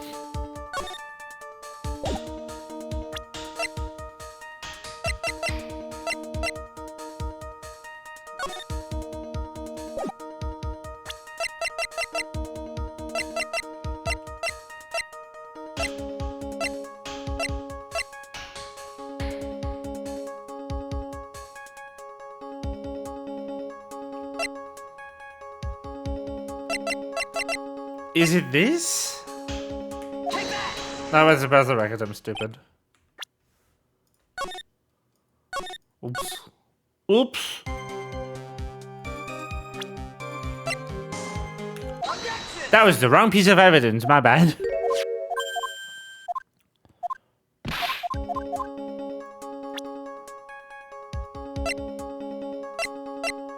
Take that! Nope. What the fuck do you want me to do?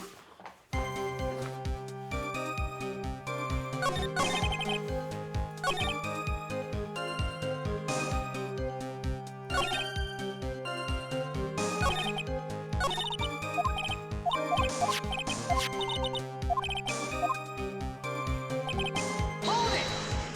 Just go through all of them again. Hold it!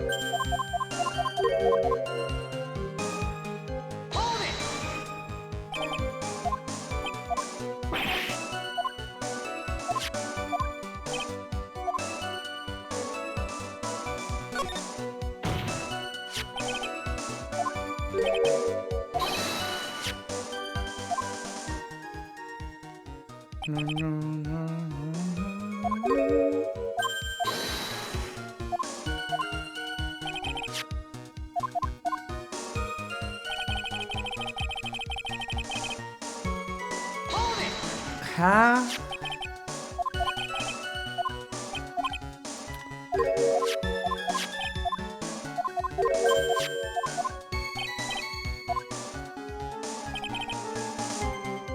Hold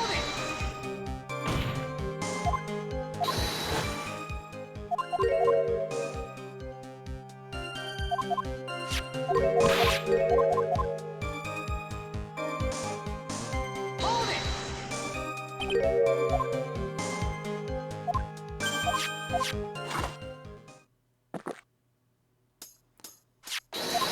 Chup, chup, chup, chup. Uh-huh. Hold it!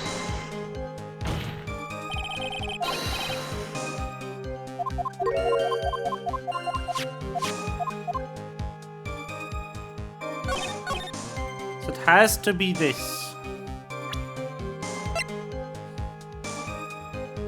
Objection!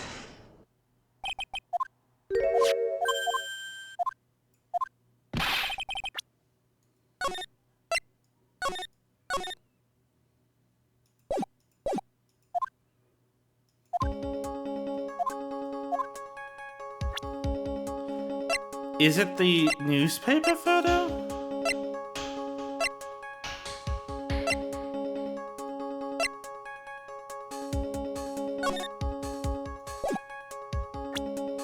Take that! Ah, yes, apparently. Okay. Take a good look at this newspaper clipping. It contains a picture of the Tea of Emanon, a Tea of Emanon stone jewel. What about it? The problem is this jewel's color. Color. Not much for discussing color myself. According to the clipping, the color of the stolen jewel was blue. However, the blackmail letter, a totally different jewel is mentioned. I'll take that red diamond you received the other day. Red. Which means the red diamond described in the blackmail letter is not the Tea of Emanon. That Master Mask stole it all.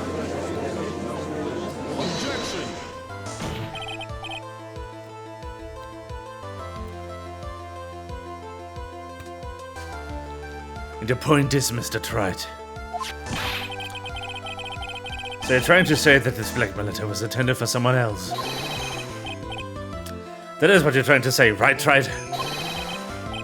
That is what you're trying to say, right, Mr. Wright? Well, that is what you're trying to say, right, Nick? Yes. This is who Kane Bullet was actually blackmailing. Look at me. Ding! Naturally. It was you, Detective Attourney. Give some sort of basis for that claim. You've been personally involved in every single mask-to-mask case. And in the last case, you recovered what was stolen. And received a jewel. As your reward. A jewel. Probably the one wrapped conspicuously around your finger. That red diamond ring.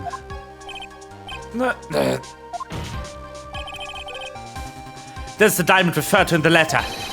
Which means that Kane Bullet wrote that letter in order to blackmail you.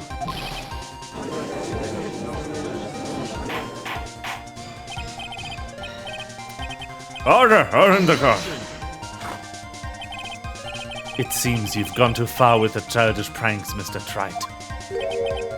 Uh-oh, I don't like the way he said that. Kane Bullet blackmailing, look at me. Are you for real? Yes, I am. Nick, come on, stand up to him. Then answer me this. The blackmail letter contains the following passage. If you don't want your identity revealed to the world. Yes, it certainly does. Kane Bullet threatened to make Lou Atmey's identity public knowledge. An identity he wanted to keep secret. So just what was his identity? Atmey killed Kane Bullet because he was afraid of a secret becoming known. What was the identity he wanted to keep secret? This is what it all comes down to, Nick. The identity that Luke Atmey wanted to, so desperately to keep secret was...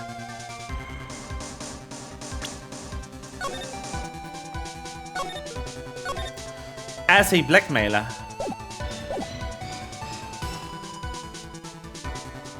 He was probably the one who blackmailed Ron.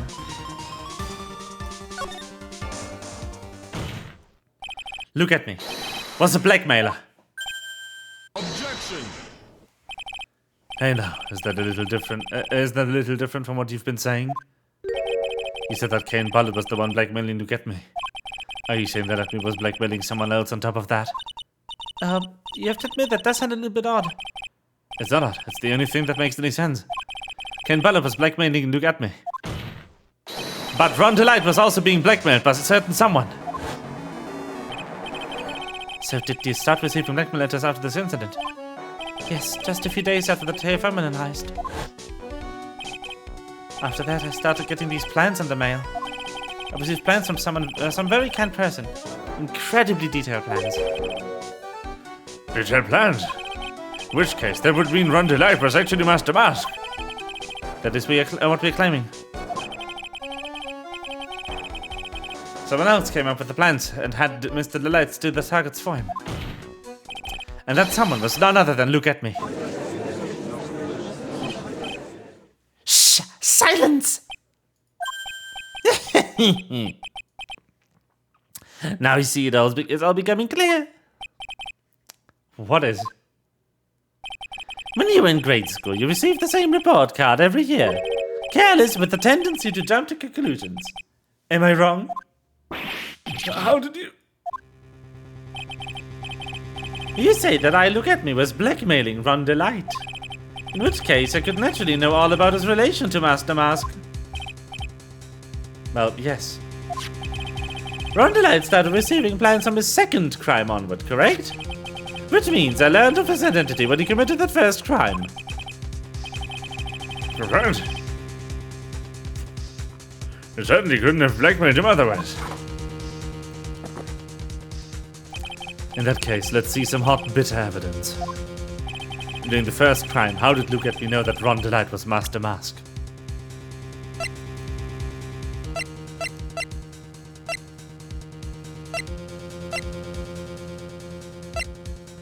Well, Take that! I think I see it. See what? When you were in grade school, you received the same report card every year. Gets into lots of mischief trying to be the center of attention. What do you mean? This newspaper clipping. It has a picture of you and Ron Delight in his guard uniform. It seems that Master Mask didn't just appear into thin air. He just took off his outfit and hid it in a bucket. That sounds far too stupid to be true. Correct. But they said that he couldn't fool a baby, let alone an detective. And that's when you figured out, Mr. Attourney. That's when you learned that under his mask, Master Mask was really Ron Delight.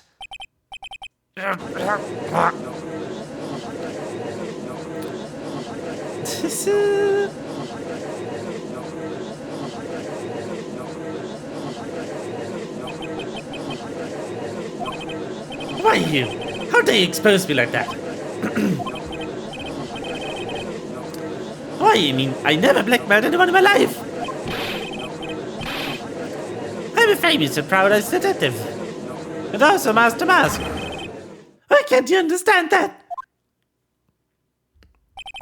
I'm afraid you're neither a proud thief nor a nice detective. You're a blackmailer and a murderer. And that's your true identity. Why you?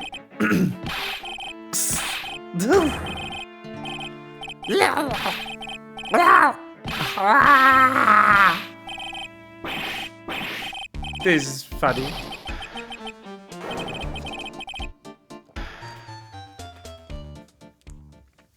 Another breakdown. How beautiful. We seem we finally arrived at the real answer. That was quite a performance by Mr. Attourney. Bailiff, please prepare the cell for Mr. Attourney. Objection!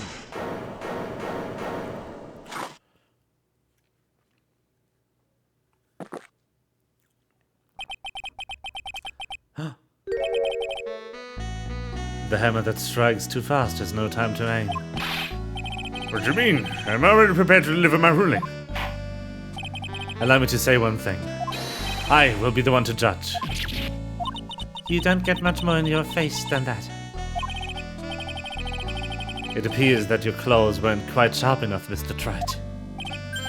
What do you... It's true that you've proven a lot of things. Things like Look at Me was a filthy blackmailer. And that he wasn't a naughty tailor the night of the murder. That's right, that's why he was the one who killed... But... there's still one thing you've yet to prove. What's that? Just because he wasn't in the warehouse doesn't mean he wasn't at the murder scene. Therefore, if you can't prove that this pitiful excuse for a man was at KB Security, then I don't see how a verdict can be delivered. No way. Order in the court. Well, Mr. Wright. This is it. This is the final round. I've got to prove that Attourney was at Mr. Bollett's office at that night. But can you really prove that? That's long enough, Mr. Tried. I want to hear your answer. That night, Look at Me was at KB Security in the defense. I don't know. Can we prove it? We will see after this ad break, so I can rest my fucking voice for a moment. Woof. Man, Attourney really just murders my throat. I need to never use that voice again. Or use it for someone who doesn't turn out to accidentally be the murderer. You know? That would help.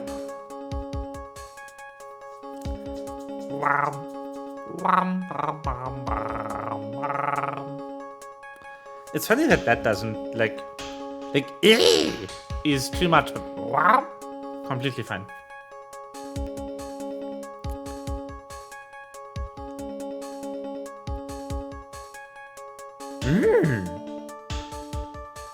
Oh, yes. ATMEY.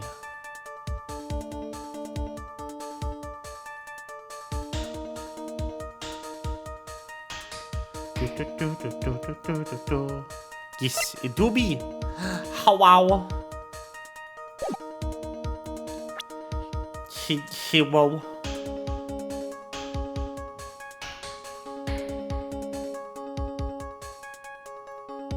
I should refill my drink while we are waiting for the ad break to subside, so I will do that.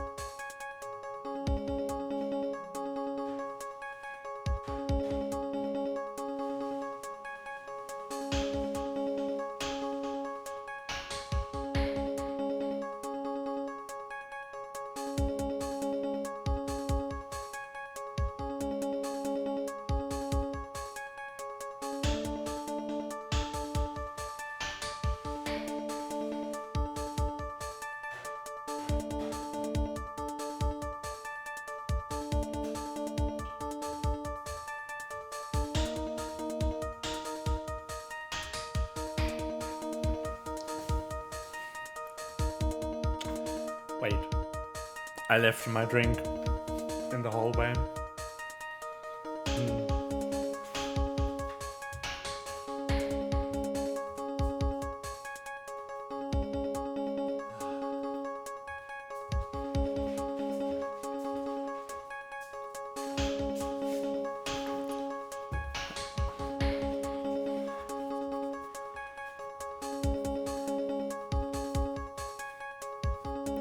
I've gotten it. I've already gone through a full liter of fluid in 2 hours. Wham.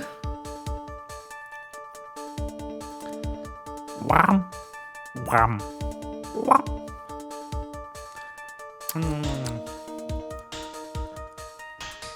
But here we are.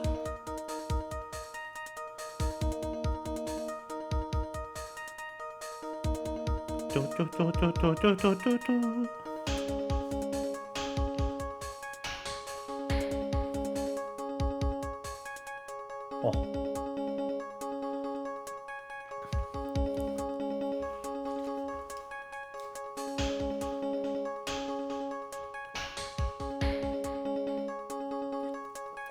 Hold on, I want to do a thing. I'm also stalling for time, but I want to do a thing.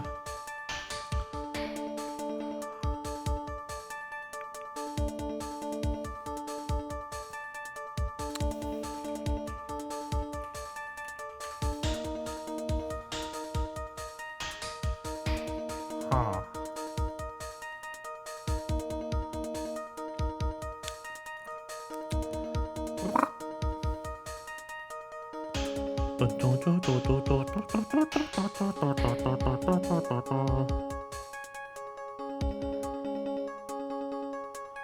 That's literally no different. Okay.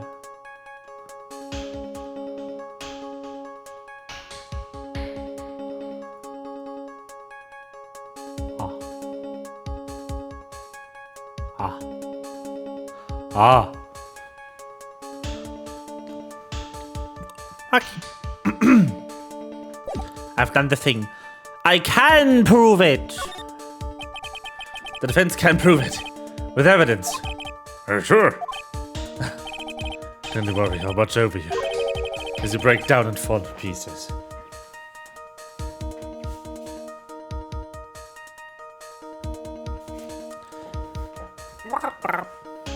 Ah. I've done it. The correct chair height has been achieved, finally. Very well then. Very well. Let's see this proof. Proof that Luke Attourney was at KB Security that night. It's this! It's the shito. Sit chair, yours.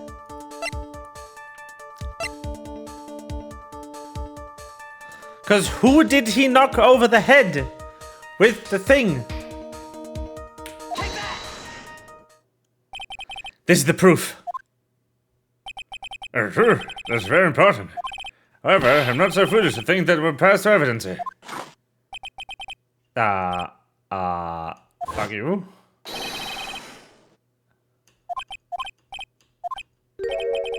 It's bitter, very bitter. Still love this. What the fuck do you mean? Yeah, it is. Yes, it is evidence of that. What the fuck are you talking about?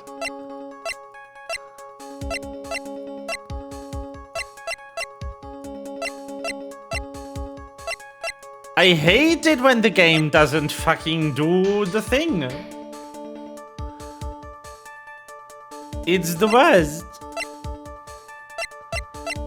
It's so awful to be ahead of the game.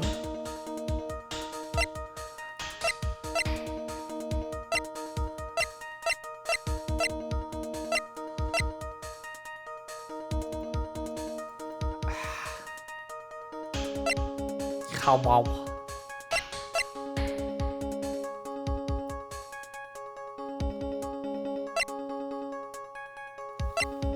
That is literally the worst.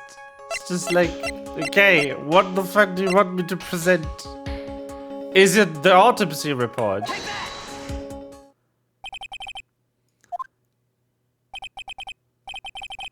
Fuck's sake. Do I need to go and can't prove it? Like, I can't prove it. That's all. But if we hear more of Detective Atmey's testimony. Objection! Unfortunately, that's as far as you go, Mr. Wright. What do you mean? I won't allow for any more testimony. That's what I mean. Oh no. What? Have you forgotten? Look at me is here after we interrupted his own trial. And you failed to prove that he committed the murder. Oh. I think it's time for this witness to return to his own trial and face his guilty verdict as Master Mask. No. Well now, Sir Lawyer. It seems that love wins out at the end after all. I am the ace detective, as well as Master Mask. My verdict will verify that. Oh no.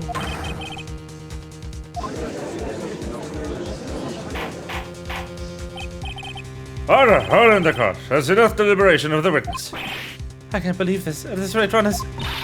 Don't give up now, Nick. We still have tomorrow. We can look for more evidence and... But then it'll be too late. Uh-huh. Why?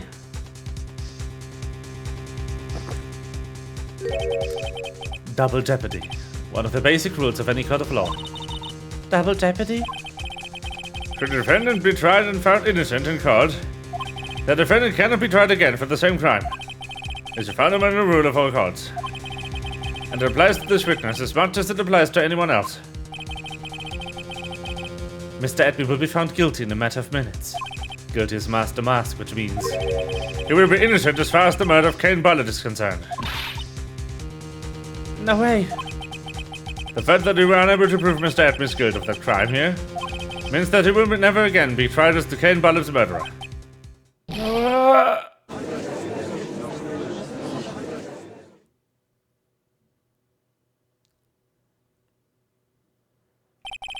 No, there's nothing I can possibly do to win. Even if Ron is proclaimed to be innocent, the real killer, Attourney, will go free. I've cross-examined every statement the witness has made here today, and as long as there's no more testimony, I'm afraid I have to declare that there will be no further questioning of this witness. Are there any objections?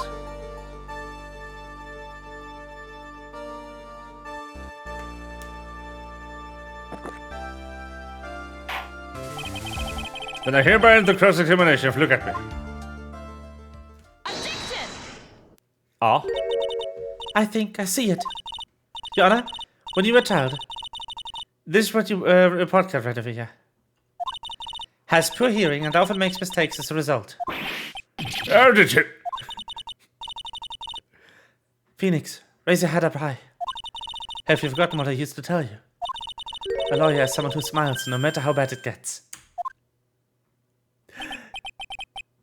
That voice, no way. Yes! Mia! There she is!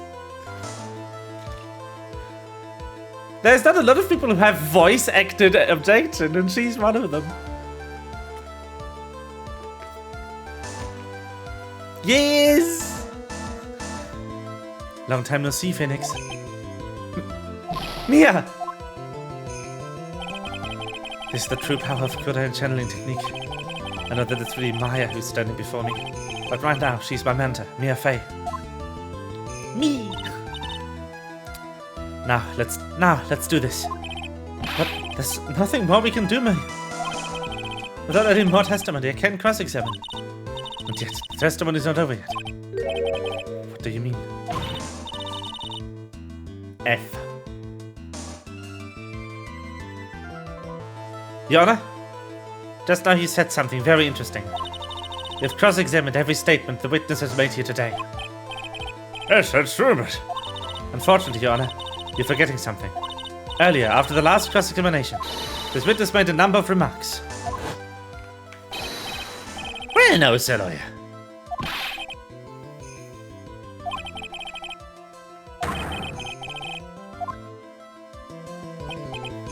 Yes, but... His comments appear to have no importance whatsoever. Very well, then we shall prove their importance via cross-examination. At any rate, as long as the witness has made these remarks, we, the defense, assert a right to question them. Is it alright with you, prosecutor? Is something the matter, Mr. Cutter? Nothing. Oh, Sir Lawyer, it looks like you one step too late. Everything such falsehood will do anything to me. Look at... Let's hear it. Huh? It's true that the witness made some remarks.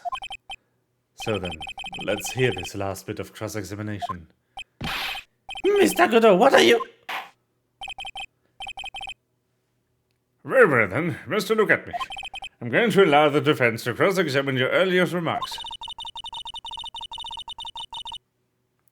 The defendant would like to hear why you declare the defendant to be the true murderer. So please, give us one last bit of testimony.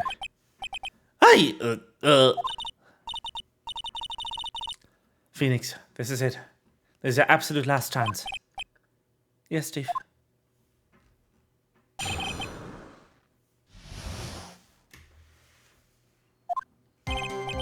Indeed, it is true that I was not a lonely tailor. That you leave to see about another vitally important job request. I had known about the date beforehand, so I had this photograph readied. My brilliant deduction was that what informed me that the true culprit was Ron Delight. And thanks to the keycard and wallet, it was abundantly clear that he was there. I was also able to make a deduction from the buzzer, which only sounded once. The button did not have any fingerprints on it. Why? The victim would have left prints if he sounded it. Which means the killer sounded it. Mr. Delight was wearing his Master Mask outfit, which is why he left no prints. And the blackmail letter, the victim likely just mistook the color of the jewel. Zavari! Therefore, all the evidence points to that poor boy. Nom, nom, nom, nom, nom. Oh, nuggies.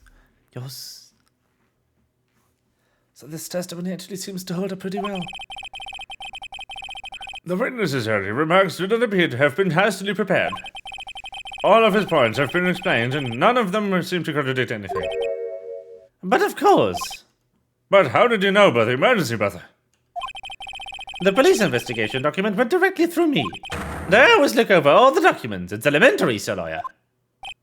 Are you going to make even more trouble for us now, Sir Lawyer? I will not allow any future shenanigans, Mr. Wright. Yes, Your Honor. We cannot postpone Luke Atmey's trial any longer. This is your last chance. Hang on a sec, just one chance. It seems that the party's about to begin. Well, Phoenix, there isn't any evidence that contradicts with her testimony. So it would seem. What do you mean, so it would seem? Listen, Phoenix, pointing out contradictions doesn't always mean you have to present evidence, does it? At any rate, this is our last chance. If you can't point out a case-breaking contradiction, you lose. That's all there is to it. Cup number 17. The last cup. It seems that the time has come to put an end to this trial. My guy has just had 17 cups of coffee in this trial. Like, on this day. How is he not dead?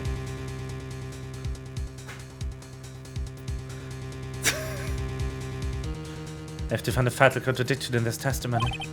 And I need to point it out without presenting evidence. Which means all I can do is find the contradictory remark and press it. Remember, you only get one chance. I know already what it is, so let's go. There's one statement in here that he couldn't ever have known about unless he was there on the night of the crime.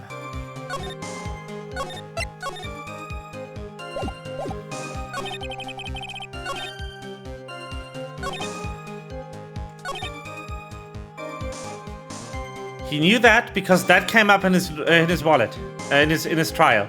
That is the reason that we placed Ron Delight at the KB security office. So ATMEY knew about it. This, as was just explained, he knew from the police report.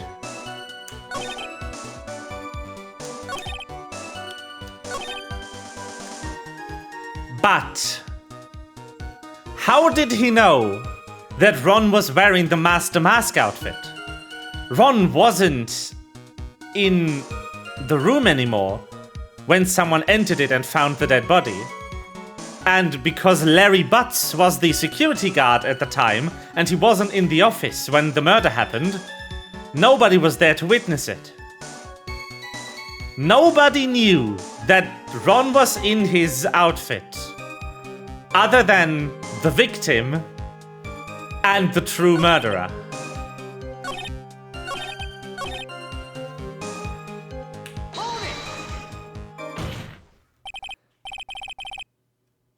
Mr. Attourney, about this last remark.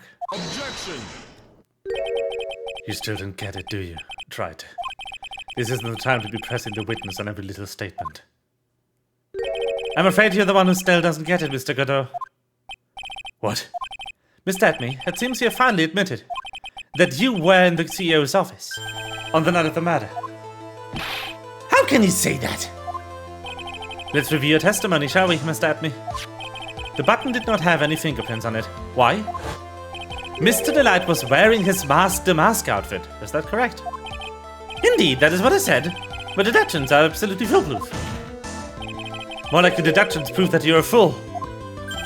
I'm sorry, whatever do you mean?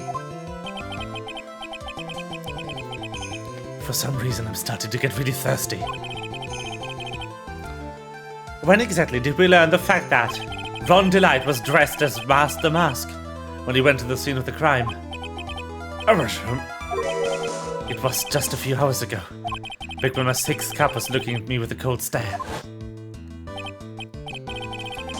Huh? Did I forget to mention it before? I'm sorry, I just never had the chance to mention it up until now. That's right, the defendant had yet to tell anyone else this fact before this morning. Therefore, the only people who should know that this are those who have been watching this trial. Do you understand now, Detective Attourney? There's no way that you should have known about that.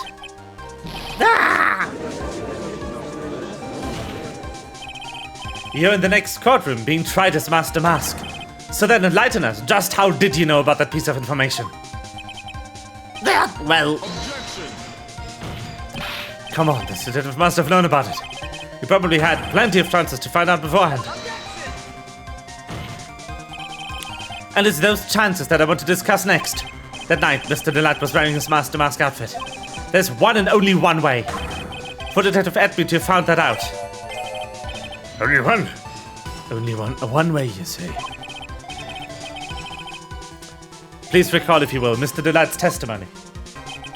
When I entered the office, there was a suspicious shadow there.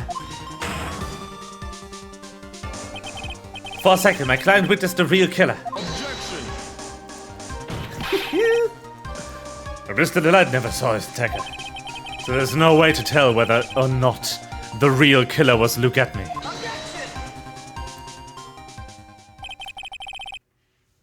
It's with that statement that I'll turn this case on its head. Just what are you implying? Mr. Delight saw the real killer, correct? Now, if you turn that statement around, it stands to reason that the real killer had also seen Ron Delight. Impossible.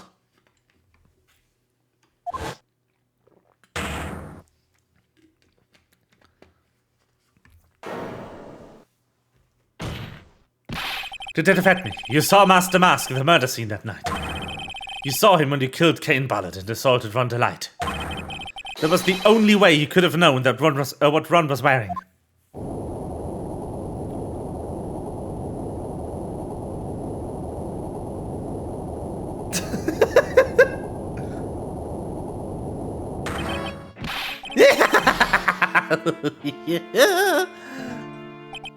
Take a good look, everyone.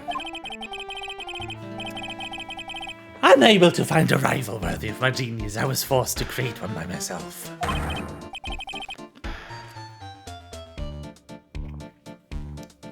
Here I am, the tragic clown. That's the same line you gave yesterday.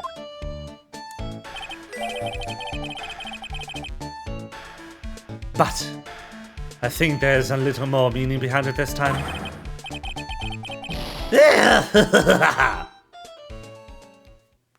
Yes. What an awfully complicated incident. Came while I was blackmailing Luke Atmey, who was in turn blackmailing Ron Delight.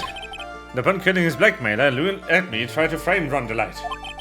And he claimed to be guilty as Master Mask in order to escape his true crime. And to that end, he came up with his plan. To use the double jeopardy rule when making this alibi.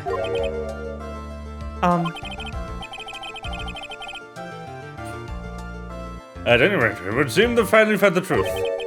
Excuse me. They came perilously close to besmirching the record of an innocent young man. Besmirching him with the title of murderer. Don't ignore me! Oh, I didn't realize you were there. Why wouldn't he be? I'm about the verdict. Oh no, you never committed any murder. That's right. I'm so glad you understood that. But I really am Master Mask. Oh, So thanks to the trial yesterday, I'm innocent now, right? What was it you said? Double jeopardy? don't you mention it. I've been careless. Careless? What do you think, Mia? As the defendant says, the rule of double jeopardy is double jeopardy. The rule of double jeopardy is absolute. A defendant can never be tried twice for a crime in which he was once found innocent. Then Master Mask is really innocent. It would seem so. For now. For now. Now then, let's go find the defendant. Whee!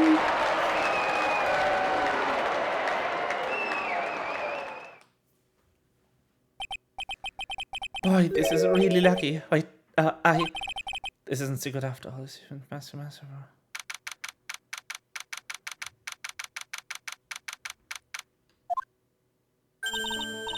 You did it, Phoenix. Thanks, Mia. It's been a long time, hasn't it? Yeah. It's because Maya doesn't call on me much these days. Oh? I'm just joking, Phoenix. Don't take everything so seriously. But on the other hand, Maya, she seems kind of torn these days. I mean, about becoming the master of the Cura and returning to school. Becoming the master means saying goodbye to her mother. Misty Faye, right?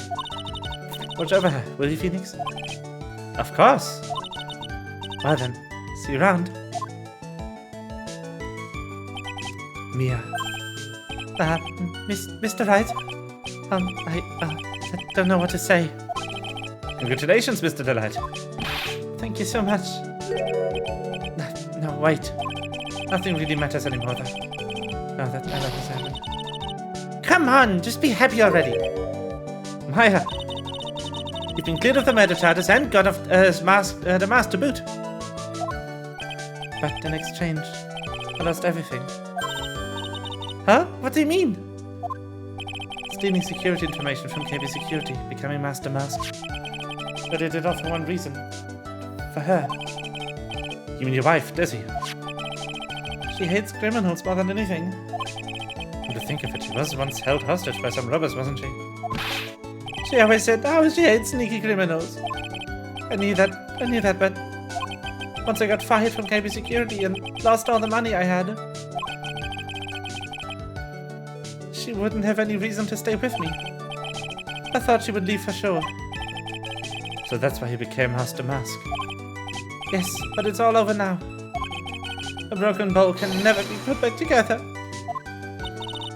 That's not true, right, Nick? Right. Really? Can we go back to the way things were? You'll be fine, and Nick can prove it. Kind of wish you would check with me first. Mr. Luck, even if a bowl is broken, there's always a way to put it back together. Take that! The Sacred Urn. Desi was the one who found this. Desiree, your wife. She's always believed in you, Ron. That's why you'll be fine. You don't have to worry about anything. Ah, there you are. Mr. Light. You did it, Ronnie. You're innocent. I'm so happy. Thank you. I appreciate that. But, I suppose you don't want anything to do with me anymore, do you? Ronnie, why didn't you tell me about what was going on? I had no idea you'd quit KB Security. I never imagined you were really Master Mask either. Mr. Delight, Mr. Lad, what are you going to do now that you know? You're not going to really leave him, are you? Come on, it's obvious, isn't it? How could I ever let a wonderful man like him get away? After all, my bikes are really fast. So fast that there's no way he could ever get away. But didn't you say that he hated criminals? Oh, I think people who act all cowardly and sneaky. As a detective. I see. I only went and declared him for crimes before I committed them like a man. I just love a man who's so chivalrous. Chivalrous? And he was right about you. Every day I spend with you is filled with thrills and excitement. Tessie. Desiree, you really do love Ron, don't you? Nikki Bye? Yes? I'm really glad I asked you to defend my Ronnie.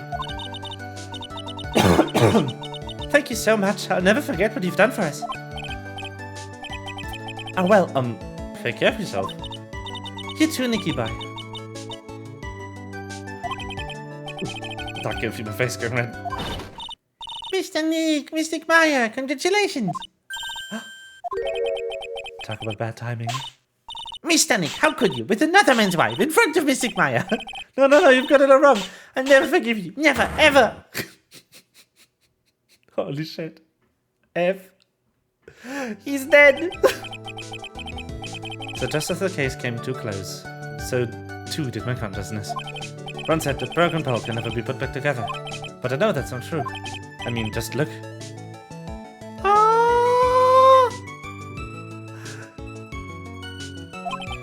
He's a perfect example of one that was put back together. Even better than before. Look at the cute photo!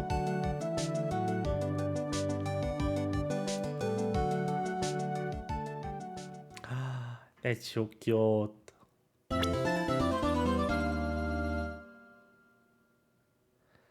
A recipe for turnabout. Oh. Save. Bing.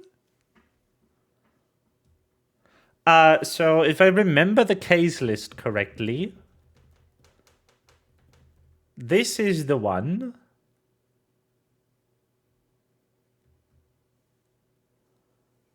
for where there's no investigation segment. It's just trial.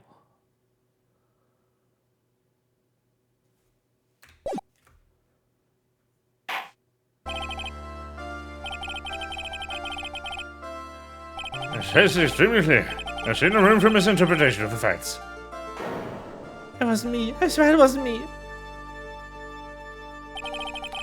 Evidence and testimony have seen and heard are conclusive.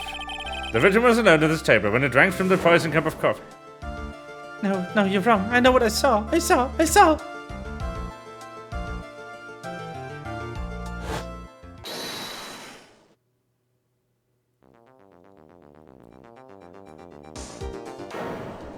saw someone else there. A man. He's the real killer.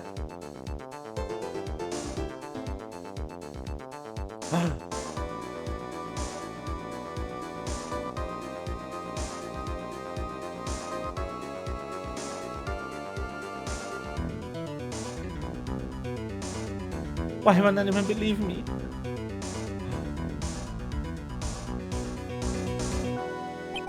Well, I'd say that pretty much wraps the case up, wouldn't you?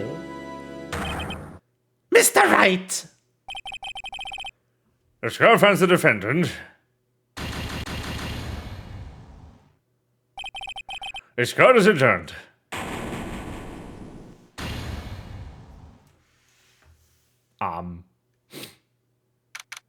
That's one way to start a case.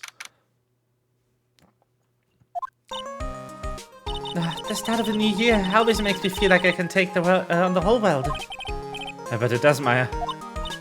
So I've decided that our resolution should be Zavari, take on the world.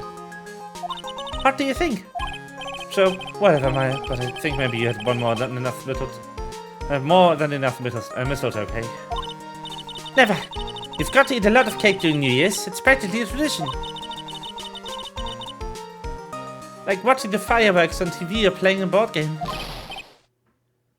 Hey, pal! Oh, wait. Hey, pal! Detective Gumshoe. Happy New Year, Detective. Likewise. That is enough, right? I don't want. I want to. Here's to another fruitful year of lawyer police cooperation. Yeah, me too. Alright, pal, you've got us. I'm expecting to. Have you got a holiday present for me, Detective? What? Well, I am. Here, have this. It's really nothing much, but. Nah, it's not quite his voice yet. Yay, thanks. Look, pal, we need to have a talk. Take a seat. Hey, what about Pearly? You haven't forgotten her present, have you? No, I mean, yes, no. I'm doing this on purpose. Now, curse him, bastard. How did you like my first practical joke of the year? Very funny, pal. Now let's see how funny you think it is when I show you this. What is it, a magazine? Hey, I want to see. Deadly poisoning brings guilty verdict. Defense attorney Wright trounced. Trounced? Let me see that. The defense attorney gave an almost childishly amateur performance yesterday. What the heck is this? It's a report, pal. About you. Listen to this, Mr. Wright. You must take full responsibility. Mr. Wright must take full responsibility for the ruling in this case. Well, and don't tell me you don't remember anything about it.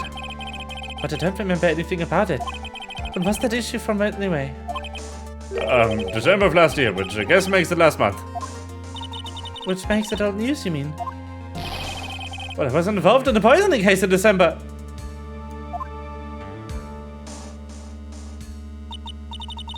So what do you think this is all about, Nick?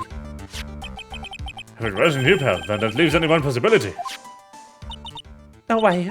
You don't mean... phony Nick? This must be Gumshoe's idea for a joke.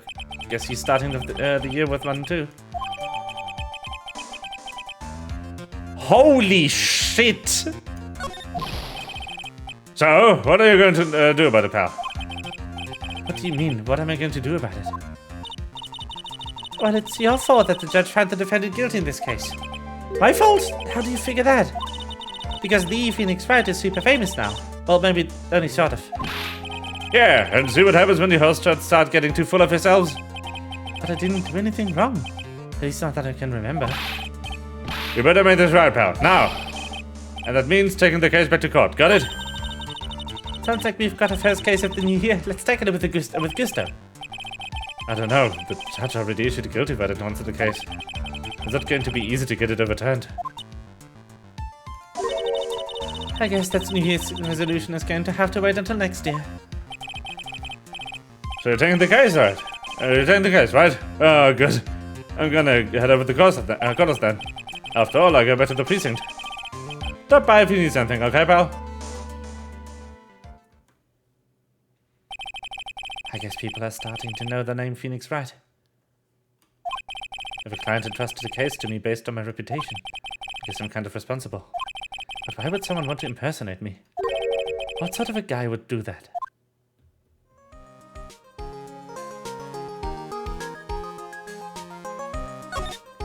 Never mind. Wrong case. I thought this only had... like... Am I thinking of the next one after? I am. It's the one after that that doesn't have an investigation segment. This one do.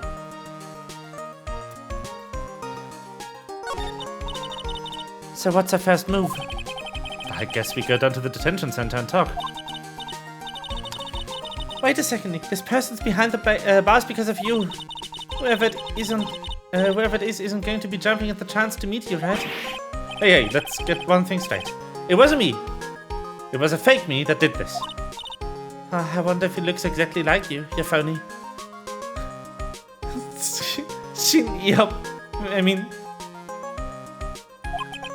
I hope not. What kind of name of an evil double is Shin Eop anyway? Ah, Nick, I've got it! If you're going to ask whether it's got a twin, I got a twin mother, the answer is no. Sports. Did you notice Gumshoe was acting weirder than usual, or was it just me? What do you mean? I mean, he was really worked up. Like a guy who just found out he's going to be a dad for something. Yeah, I guess he was acting kind of strange. Maybe you realized he's got strong feelings for you, Nick. Considering how we interact, I seriously doubt that, Maya. Well, if he wasn't nervous because of you, then maybe he's because of our new guilty client.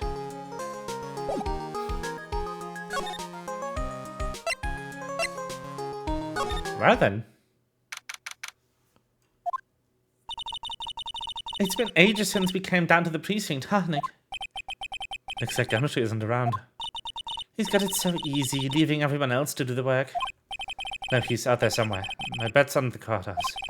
He's probably trying to arrange the retrial of his case. I guess that means we should go to the detention center and chat with our killer, huh? For being convicted without a fair trial, I'm not sure killer is the right label. Alright. Oh, actually, planned. Charlie, a quite decorative plant. He's sort of a keepsake, something to remember Mia by. Sure, the office is a mess, but I never forget to water this little fella. Aww.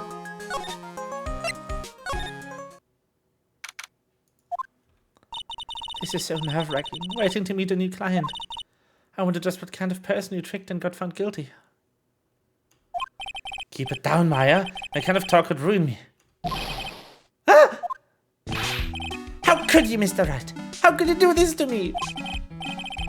They put me in solitary. I haven't even been able to stop crying. Aren't you? Yes, I am. I'm totally and utterly let down. Are you? Don't pretend you don't know me. It's me, Maggie. Remember Maggie Bride?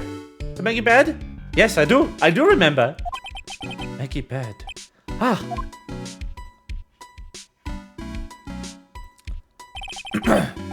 Maggie Bird. She's the policewoman defended at one time. She was accused of murdering her lover. He was a cop too. What are you doing in here? Didn't I get you quit? Oh, sure. Very funny. After that fifth-rate defense job, you come in here to start making jokes? You better hurry up and tell her what happened, Nick. Oh, I see. So that's where we stand right now. I'm sorry you've been caught up in another murder. My whole life has been nothing but a whirlwind of bad luck and failures. I vaguely remember her saying that exact same thing last time. But I don't mind. What's one more disaster in my life? At least now the real Mr. Wright is here with me. I won't let the world keep me down, sir. That's a while ago, this trial. It was the one with the yellow glove. And the glasses.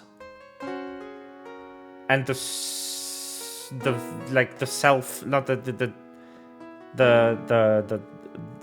phone.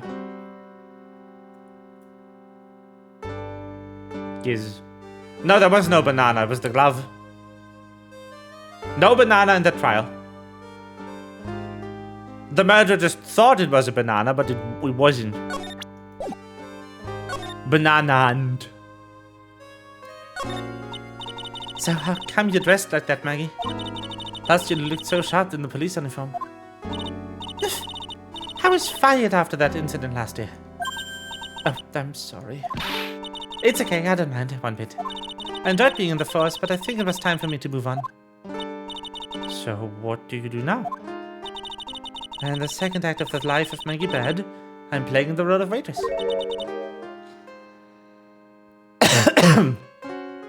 Pray be so indeed. A waitress? Yes, in a French restaurant. It's a small place, but it's quite fashionable. A charming smile and shapely figure came through for me. And the owner, Mr. Armstrong, hired me straight away, sir. And then you got into this mess straight away, right? Yeah, you could put it that way.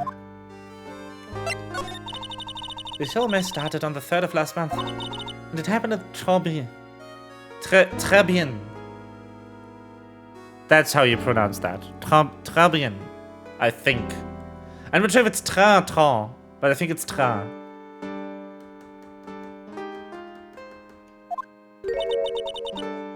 Trebien?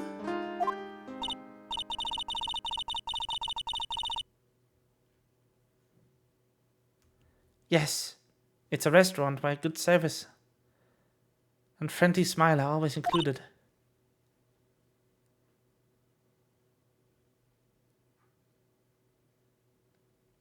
Well, which part is wrong? Start there, maybe. Oh. There were 2 men at the table, both drinking coffee. And then?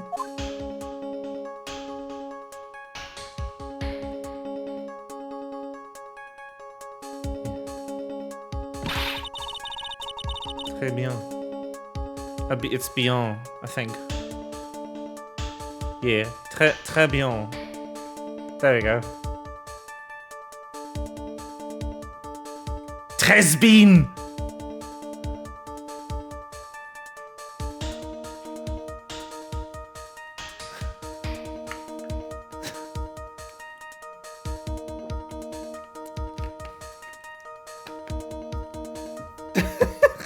Yes, exactly. 3 beans. That's what it means. Très bien. I told you earlier today, Flora, it's funny that this comes up.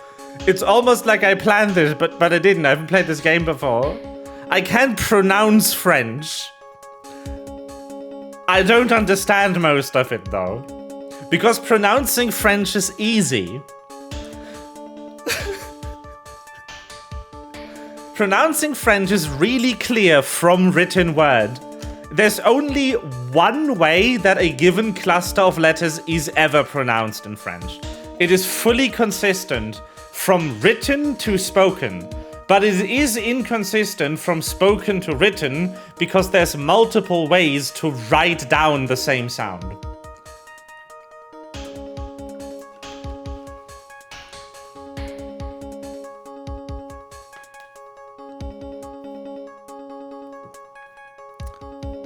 So yeah, French.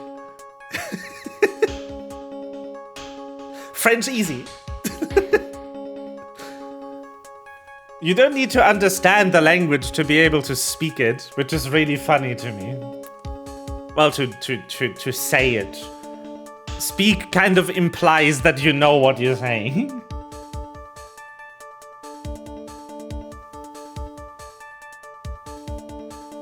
One of the men slipped some poison into the victim's cup. The victim took just 1 sip and was gasping for air. I was so shocked I passed out. Hey, hold on there, Mary.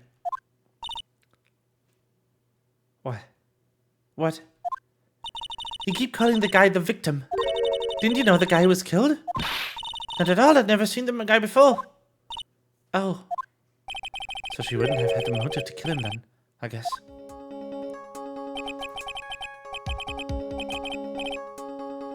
Yeah, just half of the letters just are silent.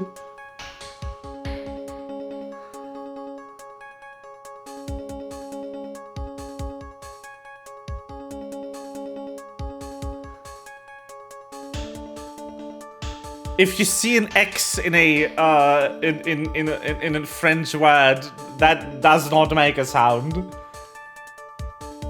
Yeah, Q. Q is fantastic. Q is literally just the first letter and everything else is silent. Just fucking Q.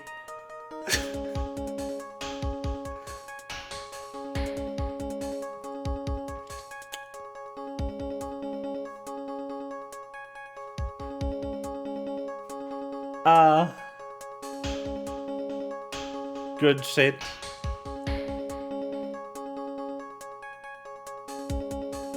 I mean, it is. Yes.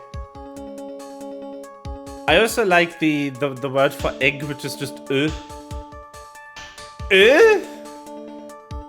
Fucking egg?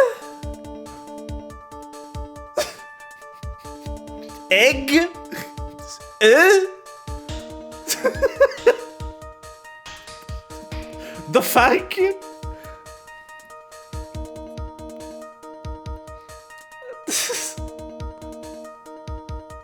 And the only other man, the killer, you saw him, right? Of course. A good waitress must be attentive to the clientele. Clientele, even. Not clientele. Clientele. So you saw the killer, but you were found guilty of the crime anyway. How come? You tell me, Mr. Wright. I guess the answer to my question is my phony. Anyway, she saw the killer. Better see if I can get a description of the guy. So if you saw the murderer, why were you still convicted? Because no one else saw. So what?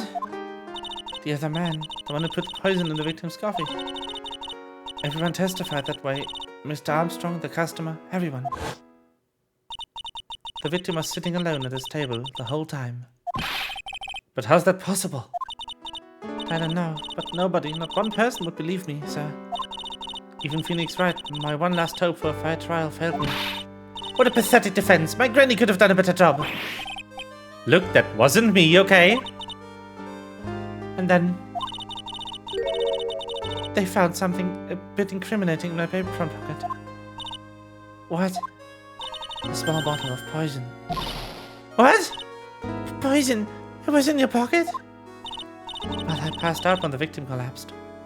The killer must have slipped the poison to my pocket when I was unconscious. And no one else saw this other guy. No, sir. That's what everyone said. But I don't see how they could have missed him.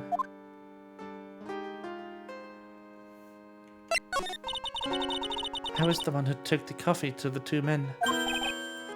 Oh? And what was your impression of them? Well, when I first saw them, I kind of thought they might be in the music industry. In music? How come? Well, one of them had some sort of earpiece, and then emo musicians look about him. And an emo musician was looking about him. And there was a sample CD at the table, sir. An earpiece and a sample CD, huh? Did you get a look at the CD at all? It had a brand name written on it.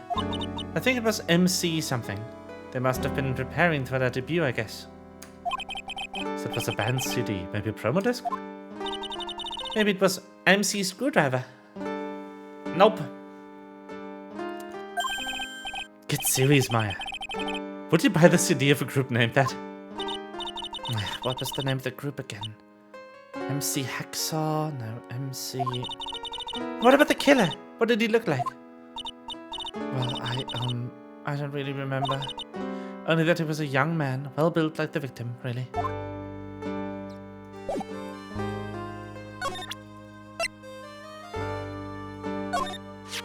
Oh yeah, I needed to ask you about this. Hey, this article's about my case. Can you tell me anything about the guy who was pretending to be me? Yes, sir. It was the morning after I'd been arrested. That's not Phoenix. I met you in the visitor's room here. You were wearing one of your super sharp suits. Me? Yes, you, Mr. Wright. Oh, is it? You never really see him in front profile, but I don't think that's how it looks. Hey, Maggie. Was my evil double I am here too? No, I don't remember phoning you, Maya. Oh, that would have been so cool. Then he got all really worked up and passionate. I'm going to get you cleared. I'm going to get you cleared of this crime, he said. Okay, I get the picture, but you've met him in person before. So how come you didn't realize the guy wasn't the real me? I guess looking back now, I was a little strange. Only a little? Well, okay, so you were a bit taller than normal, and you looked a bit shady. And your voice was a bit weird. Oh, and you had this kind of funny... So the guy was nothing like me then. But he had your spiky hair and blue suit. Is that all it takes for someone to imitate me? How about everyone else in the courtroom, like the judge and the other observers? Didn't they realize he was an imposter? Imposter? The sassy? Everyone had these big question marks on their faces, but it seemed that no one wanted to say anything, sir.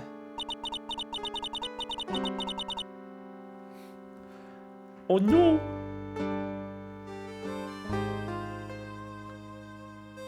The sassy baka! Oh no! This case just keeps getting weirder and weirder. Mr. Wright, do you think it's possible to get a retrial? Probably. The court ruled an absence of a genuine defense attorney. So we should be able to get a retrial.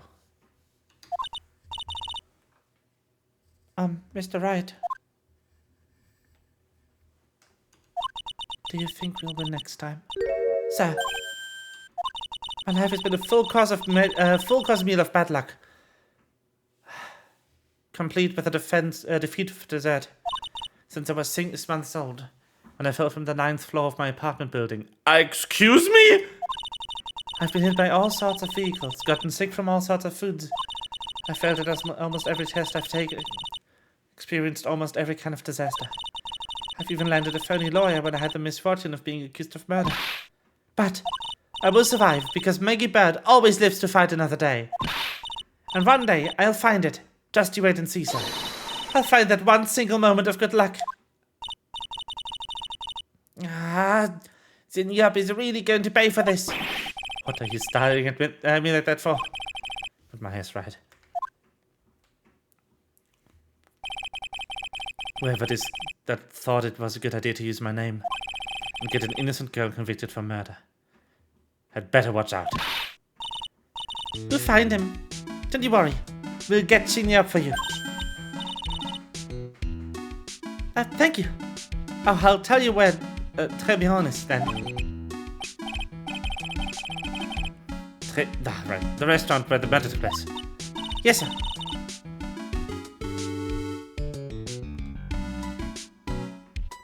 When you go, please tell Mr. Armstrong I said hi.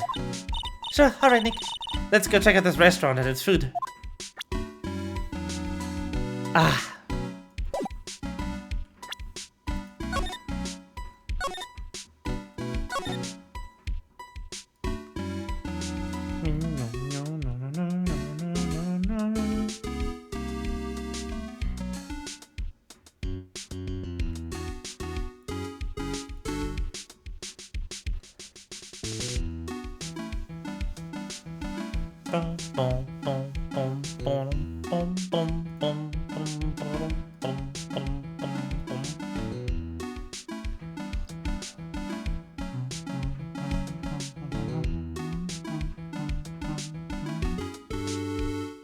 Okay. But I think, just to make sure I don't lose my voice for Pathfinder on Saturday, I'm going to leave it here.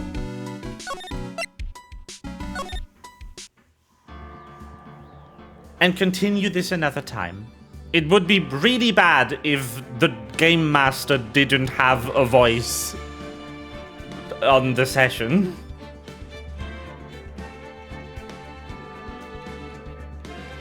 But yeah, there will be no stream tomorrow.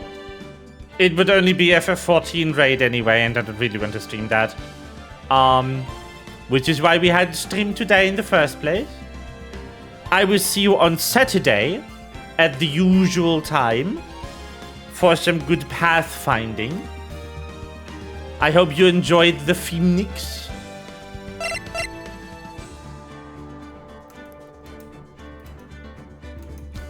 And I wish you a good night. Bye-bye.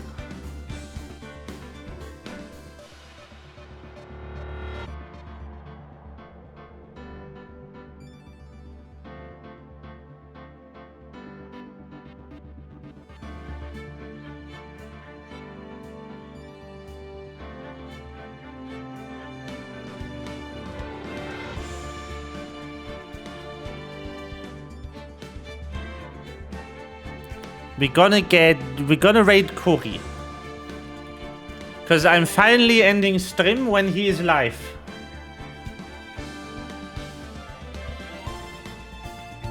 Let's fucking go.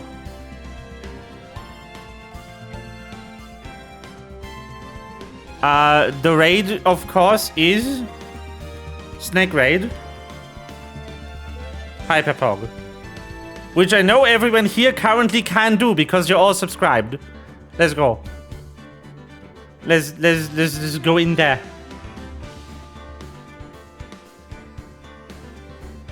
Let's get in the Cory stream. Raid.